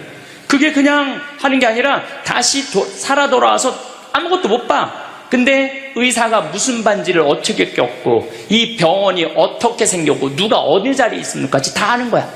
죽었다가 죽으면은 눈이 보이는 거야. 다리 없는 사람은 다리가, 자기 다리가 있다는 거예요. 듣지 못하는 사람은 듣고, 아픈 사람은 아픈 부위가 다 없어진다는 거야.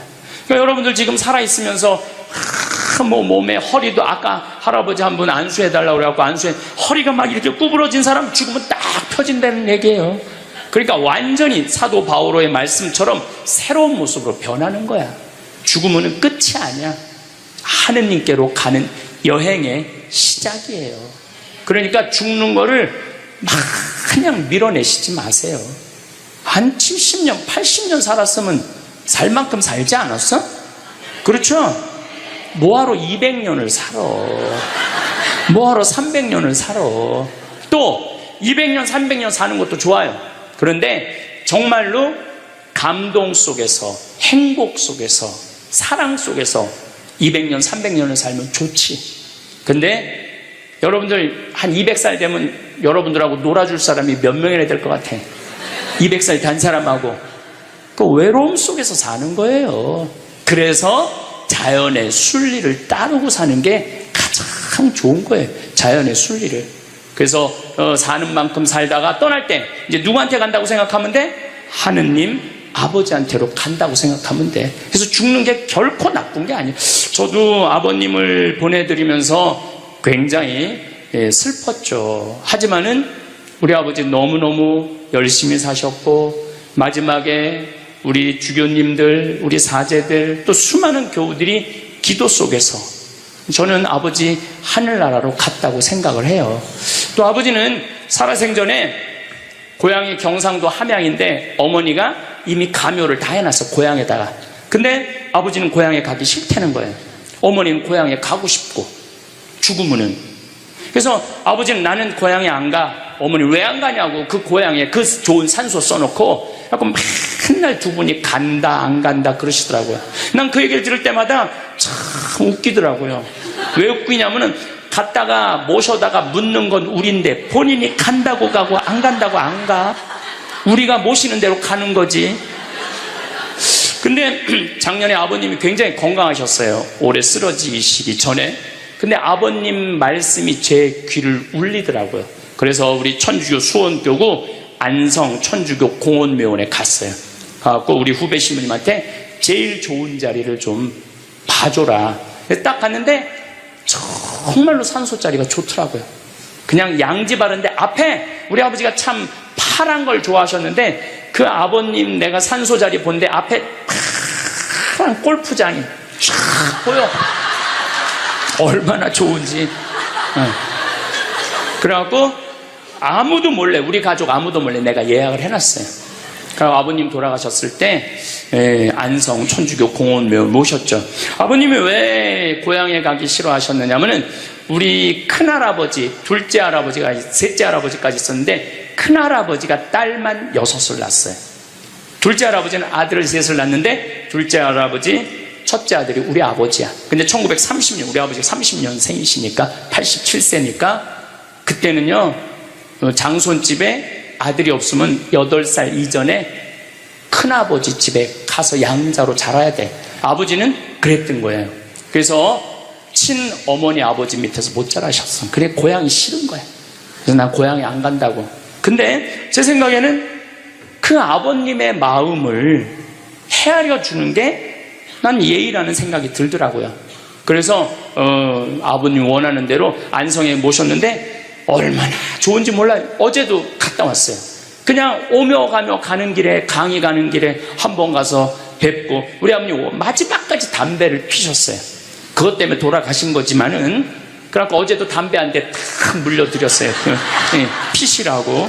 갈 때마다 담배를 한 대씩 물려드리세요. 무슨 얘기냐면 부모하고 자식은 살아서도 좋고 죽어서도 좋아야 돼. 그런데 부모님이 10년 동안 똥오줌 싸고 치매 걸려갖고 지겨워. 부모님 찾아오지도 않았어. 그래갖고 부모님이 돌아가셨어. 그럼 자식이 땅을 치고 불효한 것에 대해서 울면서 통곡해. 그리고 돌아가셨는데도 부모님 먼 데다 모셔놔갖고 1년에 한 번, 2년에 한 번 가고, 살아서도 안 좋고 죽어서도 안 좋은 거예요. 그러니까 여러분들은 살아서도 좋고 죽어서도 좋은 부모 자식 관계를 유지하려면 죽음에 대해서 생각을 많이 하셔야 돼. 죽음에 대해서. 근데 이제 아버님 돌아가셨는데 딱 화요일 하루 장례를 했는데 조문객들이 얼마나 많이 왔는지 밥을 7번을 했대요. 보통 장례 밥 1번 한대. 근데 밥을 7번 했대. 우리 형님 둘도 나만 활동을 많이 하는 게 아니라 형님 둘도 어마어마하게 친구가 많더라고. 보니까 우리 누님도 그렇고. 그러니까 그냥 1000명 이상이 조문객이 왔으니까 조의금도 굉장히 많이 들어왔다는 얘기죠. 조의금도. 근데 내가 그 조의금을 싹 모아서 평창으로 갖고 왔어요. 우리 형제들은 조의금을 구경도 못했어요. 제가 왜 그걸 싹 모아서 갖고 왔느냐 하면은, 내가 본당 신부 때 장례 식장에 교우들 초상 남은 가문은 상주가 안 나와. 그 왜 안 나오냐 그랬더니 저기 지금 방에 들어가고 조의금 갖고 싸운다는 거야. 네가 더 가질 거냐 내가 더 가질 거냐. 여러분들, 저는 우리 지금 대한민국이 이 변화, 제가 변화의 도전이라는 주제로 강의를 하지만 이 변화되는 세상에 생각을 바꿔야 돼요. 이제 지금 기업의 0.3%가 우리나라 총이익의 50%를 갖고 있대요. 그러면 그 0.3% 되는 대기업가들이 다 가난한 사람을 위해서, 나라를 위해서 세금을 내놔야 돼요. 이 시대는 이제 로봇가 자리 다 뺏어가고 사이버 인간이 다 뺏어가고 우리는 어떻게 살아, 인간은. 그래서 이 정치가 중요한 거예요. 21세기는. 그래서 그런 사람들 다 뺏어서 직장 생활 못하는 사람들한테 기초생활급 줘야 돼. 또 직장 생활 안 하는 사람들은 사람이 일을 안 하면은요 행복하지 않은 거예요. 일을 안 하면. 여기 계신 분들 혹시 불면증 걸리신 분들 있죠? 제가 불면증 치료법 알려드릴게요. 어떻게 하면 잠을 잘 오느냐면 아침 6시에 일어나. 그래갖고 아침 기도해. 아침 기도, 부모를 위한 기도, 나라를 위한 기도, 자녀를 위한 기도 다 해. 그리고 정성스럽게 이불 개고 세수, 머리도 다 드라이기 쓰지 말고 수건으로 다 말려 머리도. 그리고 밥 정성스럽고 해 먹고, 목욕탕도 가갖고 묵직이도 5단 있는 힘 땀 다 빼고, 그리고 발차기도 하고, 목욕탕 안에서 제일 좋은 거라는 거예요. 그리고 산책하고 미사 참여하고 성서 쓰고 정성스럽게 행동을 하세요. 설거지도 정성스럽게 하고. 그러면은 저녁 8시만 되면 기절해서 자요. 여러분들이 하루 생활이 정성스럽지 않기 때문에 잠을 못 자는 거예요. 기절해서 자요. 저는 요즘 지금 목도 지금 특강을 너무 많이 해갖고 목이 쉬었는데, 요즘 이렇게 어제도 대전 강의 갔다 와서 7시만 되니까 막 눈알이 뒤집어지려고 그러더라고, 눈알이. 그러면 자는 거예요. 근데 아무것도 안 하고 그냥 가만히 움직이지 않으면요 밤에 잠이 안 오죠. 당연히 잠이 안 오죠. 그래서 정성스럽게 사는 게 중요한 거예요. 어쨌거나 하여튼 아버님 그 조의금을 싹 갖고 왔어요, 평창에. 그래갖고 내가 우리 형제들한테 얘기했어요. 아버님 돌아가신 조의금은 어린아이를 위해서 쓸 거고, 어머님이 돌아가신 조의금은 노인분들을 위해서 쓸 거다. 그래서 이번에 잠비아에 에이즈 어린이 고아원 짓는데 아버님 조의금 보냈어요. 빈센트 병원에서 이번에 20명을 수술을 해줬는데 그 중에 2명 아버님 조의금으로 또 수술도 해주고. 아직도 많이 남아있어. 아직도. 이제는 여러분들 떠날 때 자식한테 주고 떠나지 마세요. 세상에 주고 떠나세요. 어떤 세상에? 어렵고 힘들고 고통받는 사람들한테 주고 떠나세요. 그리고 미국이나 유럽은 보통 할머니들이 다 나 조의금 어디다 보내라, 어느 수도원에 보내라, 어느 고아원에 보내라, 어느 장애시설에 보내라, 다 그런다는 거예요. 대한민국 사람들만 죽을 때까지 이기적으로 죽는 거예요. 살아서도 이기적으로 살고 죽을 때도 이기적으로 죽는 거예요. 그래서 하여튼 우리 형제들은 조의금 구경도 못했어. 대신 내가 우리 형제들한테 보내준 선물이 있어요. 조의금 명단은 다 보내줬어. 타이프 쳐갖고. 갚아야 될 거 아니야. 갚아야 될 거 아니야. 되게 죽은 사람들의 경험을 들어보면은, 내가 이 키블러 로스라는 이분 책을 요즘 계속 읽고 있는데, 기가 막힌 거는 딸이 죽었어. 근데 다시 살아났어. 근데 이 딸이 아빠 엄마한테 얘기하는 거. 엄마 아빠 내가 죽었는데 오빠가 나를 너무 행복하게 기다리고 있어. 그래서 그 오빠랑 놀았는데 너무너무 행복했어. 근데 이 엄마 아빠는 너무너무 놀란 거예요. 왜 놀랬느냐 하면은 이 아이가 태어나기 전에 오빠가 죽어갖고 단 한 번도 오빠 얘기를 한 적이 없거든. 근데 죽어서 그 오빠가 기다리고 있는 거예요. 그러니까 이 기가 막힌 노릇 아니에요. 또 이런 경우도 있었다고 그래요. 어떤 경우가 있었느냐 하면은 교통사고 났어. 여동생, 오빠, 아빠가 했는데 오빠하고 아빠는 죽은 거야. 그 여동생은 다 기절한 상태에서 죽었는지 안 죽었는지 확인할 길이 없잖아요.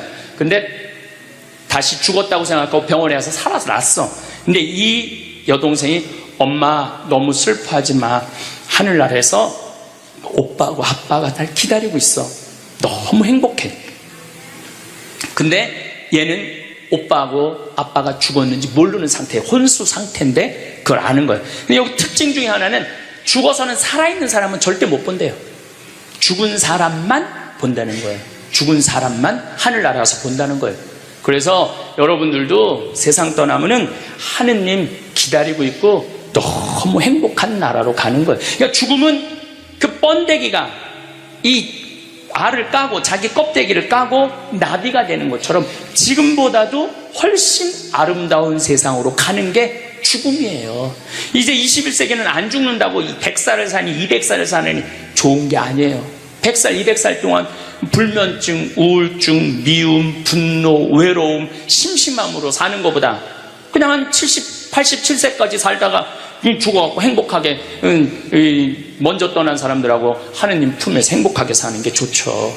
그래서 여러분들 이제 행복하게 살다가 행복하게 떠나셔야 돼. 그리고 제가 늘 말씀드리지만 나중에 행복하지 마세요. 언제 행복해? 지금 행복하세요. 지금. 나중에 돈 쓰지 말고 언제 써? 지금 쓰세요. 지금. 그리고 여기 있는 분들 지금 얼굴을 보니까 돈 쓸 수 있는 마지막 얼굴들이 많다니까. 마지막 얼굴들이 많아. 그리고 우리나라는 이제 드디어 3만 달러를 넘어서요. 선진국 대열에 들어서요. 선진국에 들었으면은 어르신들, 노인분들 연금 지금 20만 원에서 60만 원, 70만 원으로 다 올라가요. 그러니까 돈 없는 거 걱정하지 마세요. 여러분들이 엉뚱한 사기에만 안 당하면은 먹고 사는데 아무 지장 없어. 욕심만 안 부리면은 충분히 행복하게 살 수 있어. 그리고 이렇게 강의 따라다니면서 배우는 여러분들, 진리를 목말라 하는 여러분들은 앞으로 행복하게 사실 수 있으세요. 예. 인생의 주인공은 나야. 내 자식이 아니고 내 남편이 아니고 내 아내가 아니야. 내 행복은 누가 책임지느냐면 내가 책임지는 거야. 내가 지금 불행한 거는 남편 탓도 아니고 자식 탓도 아니고 누구 탓이야? 내 탓이야. 왜? 나를 위해서 쓰는 법을 배운 적이 없어. 나를 위해서. 버는 법은 배웠는데 쓰는 법을 배운 적이 없어. 본인들을 위해서 쓰세요. 자, 1960년대, 70년대는 열심히 살아야 돼. 너 정말로 아끼고 살아야 돼. 가난했을 때 얘기예요. 이제 3만 달러가 넘었을 때는 이제는 재밌게 살고 행복하게 살고 의미 있게 살고 나누고 살아야 돼. 언어가 이제는 바뀌어야 돼. 그래서 여러분들 정말로 이제는 의미 있고 재미있고 행복하게 생활하시길 바라겠습니다. 다음 시간은 의미 있고 재미있고 행복한 삶이 뭔지 제가 말씀드리도록 하겠습니다. 감사합니다. 성공한 사람들을 보면 크게 두 부류로 나뉘는 걸 알 수 있습니다. 하나는 자신이 성공했다고 여기저기 떠벌리고 다니는 사람들, 그리고 또 하나는 조용히 아무 말 없이 자기 삶을 사는 사람들입니다. 우리는 흔히 성공을 하면 자연스럽게 자랑하고 싶어질 거라고 생각하죠. 좋은 차를 사고 비싼 시계를 차고 SNS에 멋진 사진을 올리고 싶을 겁니다. 왜냐하면 그렇게 하면 남들이 나를 더 인정해 줄 거라고 믿으니까요. 하지만 현실은 그렇지 않습니다. 오히려 진짜 성공한 사람들은 그렇게 행동하지 않습니다. 왜냐하면 보여줄 필요가 없기 때문입니다. 돈이 많다고 높은 자리에 있다고 유명하다고 해서 굳이 그걸 드러낼 필요는 없습니다. 그걸 아는 사람들은 이미 알고 있고 모르는 사람들은 알 필요가 없죠. 그런데도 굳이나 성공했다고 떠드는 사람들이 있습니다. 그런 사람들은 왜 그럴까요? 간단합니다. 그 사람들은 사실 그렇게까지 성공한 게 아니기 때문입니다. 우리는 종종 SNS에서 성공한 사람들을 봅니다. 해외여행을 가고 고급 레스토랑에서 밥을 먹고 멋진 차를 타고 다니는 모습? 그런데 가만히 보면 그런 걸 보여주는 사람들은 언제나 뭔가를 팔고 있습니다. 강의를 팔든 자기 브랜드를 홍보하든 아니면 단순히 자기 자존감을 유지하려고 하든 간에 결국 목적이 있는 거죠. 진짜 부자들은 그렇게 하지 않습니다. 오히려 조용히 아무도 모르게 자기 일을 합니다. 왜냐하면 자랑해서 얻을 게 없기 때문입니다. 오히려 괜히 잘난 척했다가 사람들에게 이용당하거나 시기와 질투를 받거나 쓸데없는 오해를 사는 게 더 피곤합니다. 이건 단순한 돈 이야기가 아닙니다. 사회적인 성공을 이룬 사람들도 마찬가지입니다. 진짜 실력 있는 사람들은 자기 실력을 굳이 떠벌리지 않습니다. 왜냐하면 그럴 필요가 없으니까요. 자기 분야에서 최고라면 사람들이 먼저 알아서 찾아옵니다. 반대로 실력이 부족한 사람일수록 자기를 포장하려고 애씁니다. 우리가 흔히 듣는 말이 있죠. 빈수레가 요란하다. 이 말이 괜히 있는 게 아닙니다. 정말 내실이 있는 사람들은 굳이 시끄럽게 굴지 않습니다. 반대로 겉만 번지르르한 사람들은 자기가 얼마나 대단한지 떠들고 다닙니다. 이걸 좀 더 현실적인 예로 들어볼까요? 동창회에 나가면 꼭 이런 사람이 있습니다. 옛날에는 별거 아니었는데 갑자기 잘 됐다고 나타나서 자기가 얼마나 성공했는지 자랑하는 사람. 처음에는 다들 와 대단하다 하고 들어주지만 시간이 지나면 어떨까요? 대부분 속으로 이렇게 생각할 겁니다. 저 사람 뭐 저렇게까지 티를 내? 결국 그런 사람은 점점 멀어지게 됩니다. 반면에 정말 성공한 사람들은 조용합니다. 굳이 자기가 어떻게 살고 있는지 설명하지 않죠.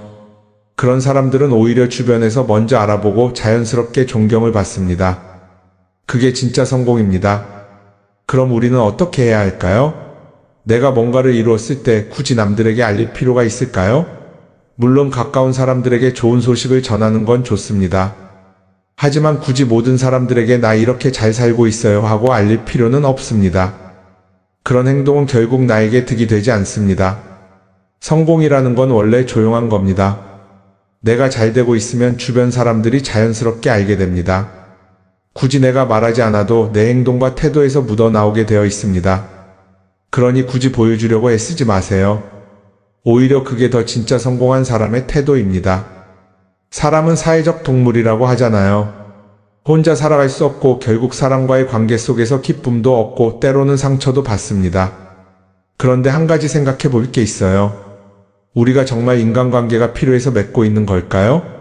아니면 그냥 그래야 한다고 배워서 어쩔 수 없이 유지하고 있는 걸까요? 어릴 땐 친구 많으면 좋다고 하죠. 사회생활에서도 인맥이 중요하다는 말을 많이 합니다.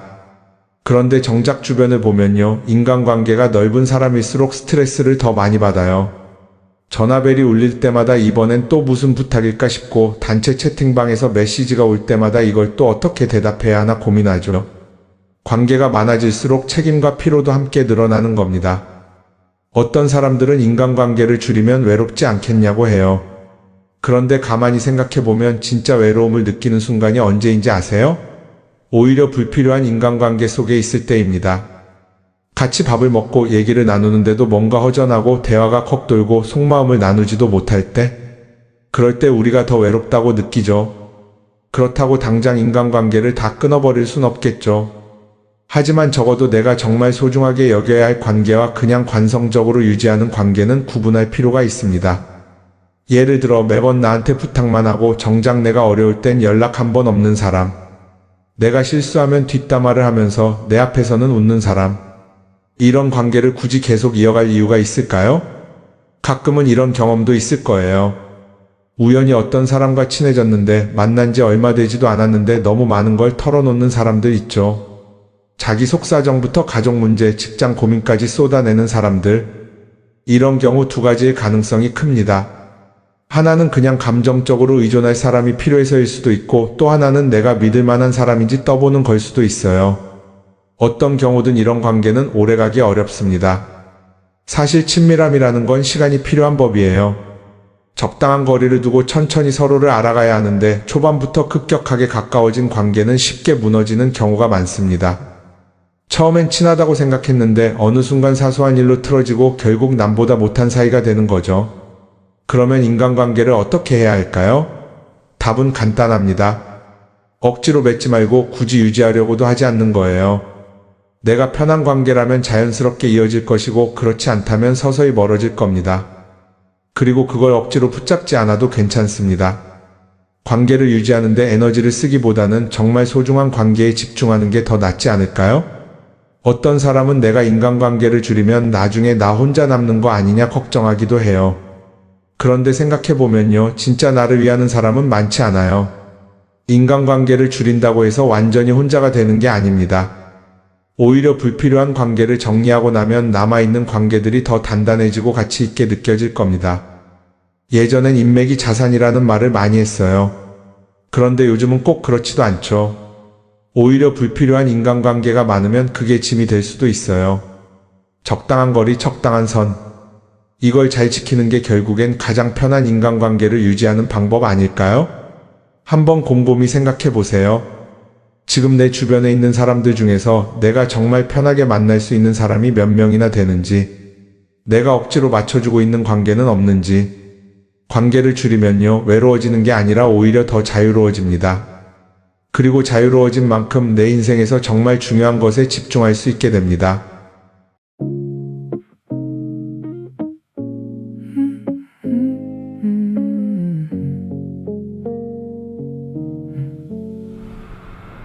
Late night, I'm pacing lines. Say I'm good, but that's a lie.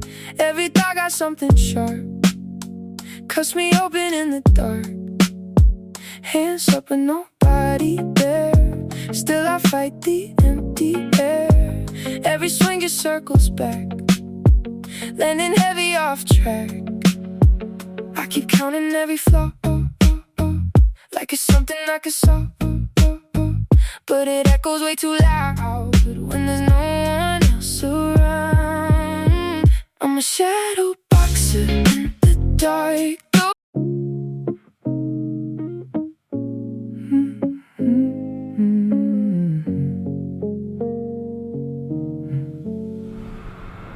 Late night, I'm pacing lines. Say I'm good, but that's a lie. Every thought got something sharp, cuts me open in the dark. Hands up but nobody there. Still I fight the empty air. Every swing it circles back, landing heavy off track. I keep counting every flaw, like it's something I could solve, but it echoes way too loud when there's no one else around. I'm a shadow boxer in the dark.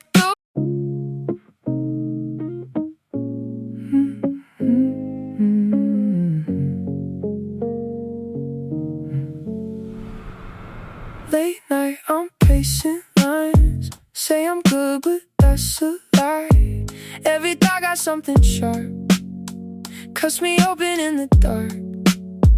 Hands up but nobody there.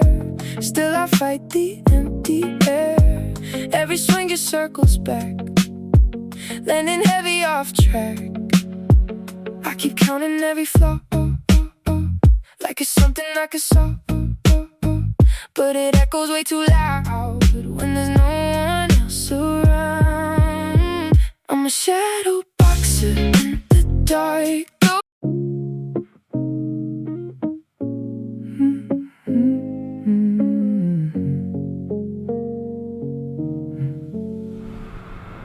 Late night, I'm pacing lines. Say I'm good, but that's a lie. 인간관계에 너무 많은 걸 신경 쓰다 보면 정작 중요한 걸 놓칠 수 있어요. 그러니까 이제는 한 번쯤 정리해보는 것도 나쁘지 않을 겁니다. 사람들이 돈을 많이 벌고 싶어 하는 이유가 뭘까요? 단순히 돈이 많으면 좋으니까?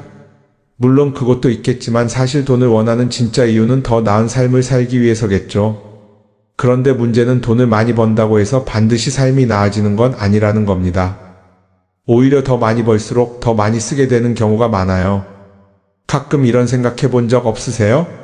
예전에는 돈이 지금보다 훨씬 적었는데 이상하게 그때가 더 여유로웠던 것 같다. 왜 그럴까요? 사실 우리가 원하는 건 돈 그 자체가 아니라 돈을 통해 얻을 수 있는 자유인데 돈을 벌면 벌수록 그 자유를 잃어버리는 경우가 많아요. 더 좋은 차, 더 좋은 집, 더 좋은 옷을 사면서 점점 더 많은 돈이 필요해지고 결국엔 돈을 벌기 위해 또다시 일해야 하는 악순환에 빠지게 되는 거죠. 한번 생각해 봅시다. 우리가 정말 필요해서 뭔가를 사는 경우가 얼마나 될까요? 필요해서라기보다는 남들이 가지고 있으니까, 없어 보이기 싫으니까, 혹은 그냥 기분 전환을 위해서 소비하는 경우가 훨씬 많아요. 그리고 그런 소비를 할 때마다 스스로 이렇게 합리화를 하죠. 이 정도는 나를 위한 투자야. 그런데 가만히 보면 그 소비가 진짜 나를 위한 소비인지 아니면 그냥 사회가 만든 기준에 끌려가고 있는 건지 헷갈릴 때가 많습니다. 예를 들어 예전에는 스마트폰 하나면 충분했는데 이제는 스마트워치도 있어야 하고 무선 이어폰도 필요하고 태블릿도 있어야 할 것 같고 하나를 사면 또 다른 무언가가 필요해지는 시기예요. 사실 이건 우리가 그렇게 만들어진 겁니다. 광고도 그렇고 SNS도 그렇고 자꾸 우리에게 이렇게 말하죠. 이걸 사야 더 행복해질 수 있어요. 그런데 정작 그걸 사고 나면 어때요? 처음 며칠은 좋죠. 그런데 시간이 지나면 또 다른 걸 사고 싶어져요. 왜냐하면 물건이 우리를 오래 행복하게 만들어주지는 않거든요. 특히 요즘은 SNS가 이런 소비 심리를 더 부추기는 것 같아요. 예전에는 친구들끼리 만나서 나 새로 샀어 하고 자랑하는 게 전부였는데 이제는 SNS에 올리면서 전 세계 사람들에게 보여주잖아요. 그러다 보니까 남들도 다 뭔가를 사서 올리고 나도 따라해야 할 것 같은 기분이 드는 거예요. 그런데 중요한 건 그 사람들도 사실은 나와 똑같은 기분이라는 겁니다. 내가 남을 부러워하는 만큼 나도 누군가에게 부러움을 사려고 애쓰고 있는 거죠. 결국 끝없는 비교와 소비 속에서 진짜 중요한 걸 놓치게 되는 겁니다. 한번 이렇게 생각해보면 어떨까요? 만약 내가 지금부터 딱 1년 동안 불필요한 소비를 하지 않는다면 내 삶이 어떻게 변할까? 아마 처음에는 답답할 수도 있어요. 사고 싶었던 걸 참아야 하니까. 그런데 그걸 몇 번 참고 나면 어느 순간 깨닫게 될 겁니다. 내가 굳이 이걸 안 사도 괜찮네? 그렇게 불필요한 소비가 줄어들면 자연스럽게 돈이 쌓이겠죠. 그런데 돈이 쌓이는 것보다 더 중요한 게 있어요. 바로 마음의 여유가 생긴다는 겁니다. 돈을 쓰지 않는다고 해서 불행해지는 게 아니라 오히려 소비로부터 자유로워지면서 진짜 행복을 찾을 수 있어요. 물론 이걸 실천하는 게 쉽지는 않겠죠. 우리 주변에는 소비를 부추기는 것들이 너무 많으니까요. 하지만 적어도 이런 건 해볼 수 있습니다. 뭔가를 사고 싶을 때 한 번만 스스로에게 물어보는 거예요. 이게 정말 나한테 필요한 걸까? 아니면 그냥 순간적인 욕심일까? 만약 그 질문을 던졌을 때 5초 안에 당연히 필요하지 라는 답이 나오지 않는다면 사실 그건 없어도 되는 물건일 가능성이 큽니다. 정말 필요한 건 고민할 필요도 없이 바로 떠오르거든요. 그러니까 이제는 한 번쯤 생각해 봐야 할 것 같아요. 나는 지금 내가 원하는 삶을 살고 있는 걸까? 아니면 남들이 만든 기준에 맞추기 위해 내 시간을 팔고 있는 걸까? 소비를 줄인다는 건 단순히 돈을 아끼는 게 아닙니다. 그건 결국 내 삶의 선택권을 되찾는 일이거든요. 돈을 많이 버는 것도 중요하지만 더 중요한 건 그 돈을 어떻게 쓰느냐입니다. 그리고 때로는 아무것도 사지 않는 게 최고의 선택일 수도 있어요. 우리는 요즘 SNS 없이 사는 게 거의 불가능한 시대에 살고 있죠. 아침에 눈 뜨자마자 휴대폰을 확인하고 출근길에도 SNS를 보고 잠들기 전까지도 계속 들여다봅니다. 그러면서 남들이 어떻게 사는지 보고 나도 모르게 비교하게 되고 때로는 초조해지기도 하죠. SNS에 올라오는 사진들 한번 보세요. 맛집에서 멋진 음식을 먹고 해외여행을 다니고 좋은 옷을 입고 성공한 삶을 사는 사람들. 그런데 가만히 보면 이 사람들이 정말 행복해서 저런 사진을 올리는 걸까요? 아니면 그냥 행복해 보이고 싶은 걸까요? 실제로 SNS에 가장 많이 올라오는 사진이 뭔지 아세요? 남들이 부러워할 만한 순간들입니다. 집에서 편하게 쉬고 있는 모습이나 출근길에 지친 얼굴, 어제 먹다 남은 배달음식 사진 같은 건 잘 안 올리죠. 대신 멋진 레스토랑, 명품 가방, 고급 호텔 같은 것들이 올라옵니다. 왜 그럴까요? 결국 SNS는 보여주기 위한 공간이기 때문입니다. 여기서 중요한 게 있어요. 우리가 SNS에서 보는 건 그 사람의 삶 전체가 아니라 편집된 일부 장면이라는 겁니다. SNS는 마치 한 편의 다큐멘터리나 영화처럼 잘 꾸며진 장면들만 보여줍니다. 그런데도 우리는 그걸 보면서 아, 저 사람은 나보다 더 행복하구나 하고 착각하죠. 예를 들어 SNS에서 한 친구가 해외여행을 가서 아름다운 풍경을 찍어 올렸다고 해볼게요. 우리는 그걸 보면서 부럽다, 나도 저렇게 살고 싶다라고 생각하겠죠. 그런데 정작 그 친구는 사진을 찍고 나서도 일 때문에 스트레스를 받고 있을 수도 있고 여행 비용을 감당하느라 카드가 걱정을 하고 있을 수도 있습니다. 그 부분은 우리는 알 수가 없죠. 그런데 문제는 이렇게 남들과 비교하는 습관이 쌓이면 결국 내 삶이 초라하게 느껴진다는 겁니다. 원래는 그냥 조용히 살아도 괜찮았는데 SNS를 보고 나면 나만 뒤처지는 것 같고 뭔가를 더 해야 할 것 같고 괜히 불안해지죠. SNS는 기본적으로 사람들의 비교 심리를 자극합니다. 남들이 가진 걸 나도 갖고 싶게 만들고 남들이 하는 걸 나도 해야 할 것 같은 기분이 들게 만들죠. 그러다 보니 필요하지도 않은 걸 사게 되고 무리해서라도 화려한 곳에 가게 되고 남들에게 보여주기 위해 사는 삶을 살게 됩니다. 그럼 어떻게 해야 할까요? 사실 정답은 간단합니다. SNS에서 보이는 것들을 곧이곧대로 믿지 않는 것입니다. 그리고 더 중요한 건 남과 비교하는 걸 멈추는 것이에요. 어떤 사람이 비싼 차를 타고 다닌다고 해서 그 사람이 꼭 행복한 건 아닙니다. 좋은 차를 타고 다니지만 밤마다 사업 걱정에 잠 못 이루는 사람도 많아요. 반대로 대중교통을 이용하지만 마음 편하게 사는 사람도 있죠. 결국 행복은 보이는 것이 아니라 느끼는 것입니다. SNS를 덜 보면 덜 불행해진다는 연구 결과도 있어요. 하루 종일 남의 삶을 보면서 비교하는 시간을 줄이면 내 삶에 집중할 수 있는 시간이 많아지는 겁니다. SNS를 완전히 끊을 필요는 없지만 최소한 그 안에 있는 것들이 전부 진짜라고 생각하지 않는 태도는 필요합니다. 우리는 누구나 자신만의 속도로 살아가고 있어요. 남들은 남들대로 사는 거고 나는 나대로 살면 됩니다. SNS에서 남들의 화려한 모습을 볼 때마다 한 번쯤 이렇게 생각해 보세요. 이건 그 사람이 보여주고 싶은 삶일 뿐이다. 그러면 조금은 편해질 겁니다. 사람들은 다들 자기 인생을 살아간다고 생각하죠. 그런데 가만 보면 정말 자기 인생을 사는 사람이 얼마나 될까요? 많은 사람들이 사실은 남이 만들어 놓은 기준에 맞춰서 살고 있어요. 좋은 대학, 좋은 직장, 좋은 차, 좋은 집. 다들 이런 걸 목표로 삼지만 정작 내가 원하는 삶이 뭔지 깊이 생각해 본 적이 없는 경우가 많아요. 이건 어릴 때부터 교육받아온 방식과도 관련이 있어요. 우리는 어릴 때부터 이렇게 살아야 한다는 틀 안에서 자라죠. 공부 열심히 해서 좋은 성적을 받아야 하고 좋은 직장을 가져야 하고 결혼도 적당한 때에 해야 하고 마치 인생이 정해진 수순이라도 있는 것처럼요. 그러다 보니 나 스스로 정말 원하는 걸 고민하기보다는 그냥 남들이 정해놓은 목표를 따라가게 돼요. 그런데 이렇게 남의 기준에 맞춰서 살다 보면 어느 순간 공허함을 느끼게 됩니다. 이게 정말 내가 원했던 삶인가? 하는 의문이 들 때가 오죠. 어릴 땐 성적이 목표였고 사회에 나와서는 연봉이 목표였고 결혼하고 나서는 아이 교육이 목표였는데 그 목표를 이루고 나면 허무한 거예요. 계속 뭔가를 이루긴 했는데 정작 나는 어디에 있는지 모르겠는 거죠. 진짜 중요한 건 내가 원하는 게 뭔지를 아는 것이에요. 그런데 이게 쉽지 않죠. 오랫동안 남의 기준대로 살아왔기 때문에 막상 내가 정말 원하는 게 뭐지? 하고 물어보면 선뜻 대답하기 어려운 경우가 많아요. 하지만 이 질문을 하지 않으면 우리는 평생 남이 정한 기준 속에서 살게 됩니다. 그럼 어떻게 해야 할까요?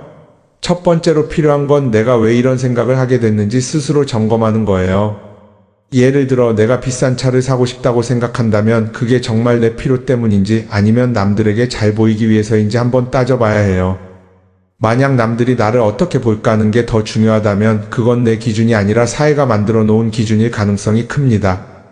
두 번째는 다른 사람의 의견에 휘둘리지 않는 연습을 하는 거예요. 우리는 살아가면서 끊임없이 남들의 평가를 받죠. 그 나이에 그런 걸 시작한다고? 지금 그게 가능하겠어? 이런 말들이 우리를 흔들어 놓습니다. 그런데 그런 말에 신경 쓰다 보면 결국 아무것도 하지 못하게 돼요. 중요한 건 남들이 뭐라고 하든 내가 결정하는 거예요. 물론 남의 조언을 들을 수도 있고 참고할 수도 있죠. 하지만 최종 결정은 항상 내 몫이어야 합니다. 내가 결정하고 내가 책임지는 거. 그렇게 해야 내 삶을 온전히 내 것으로 만들 수 있어요. 세 번째는 내가 한 선택에 책임지는 자세를 가지는 거예요. 많은 사람들이 무언가를 선택하고 나서도 후회하죠. 괜히 이걸 했나? 이 선택이 잘못된 건 아닐까?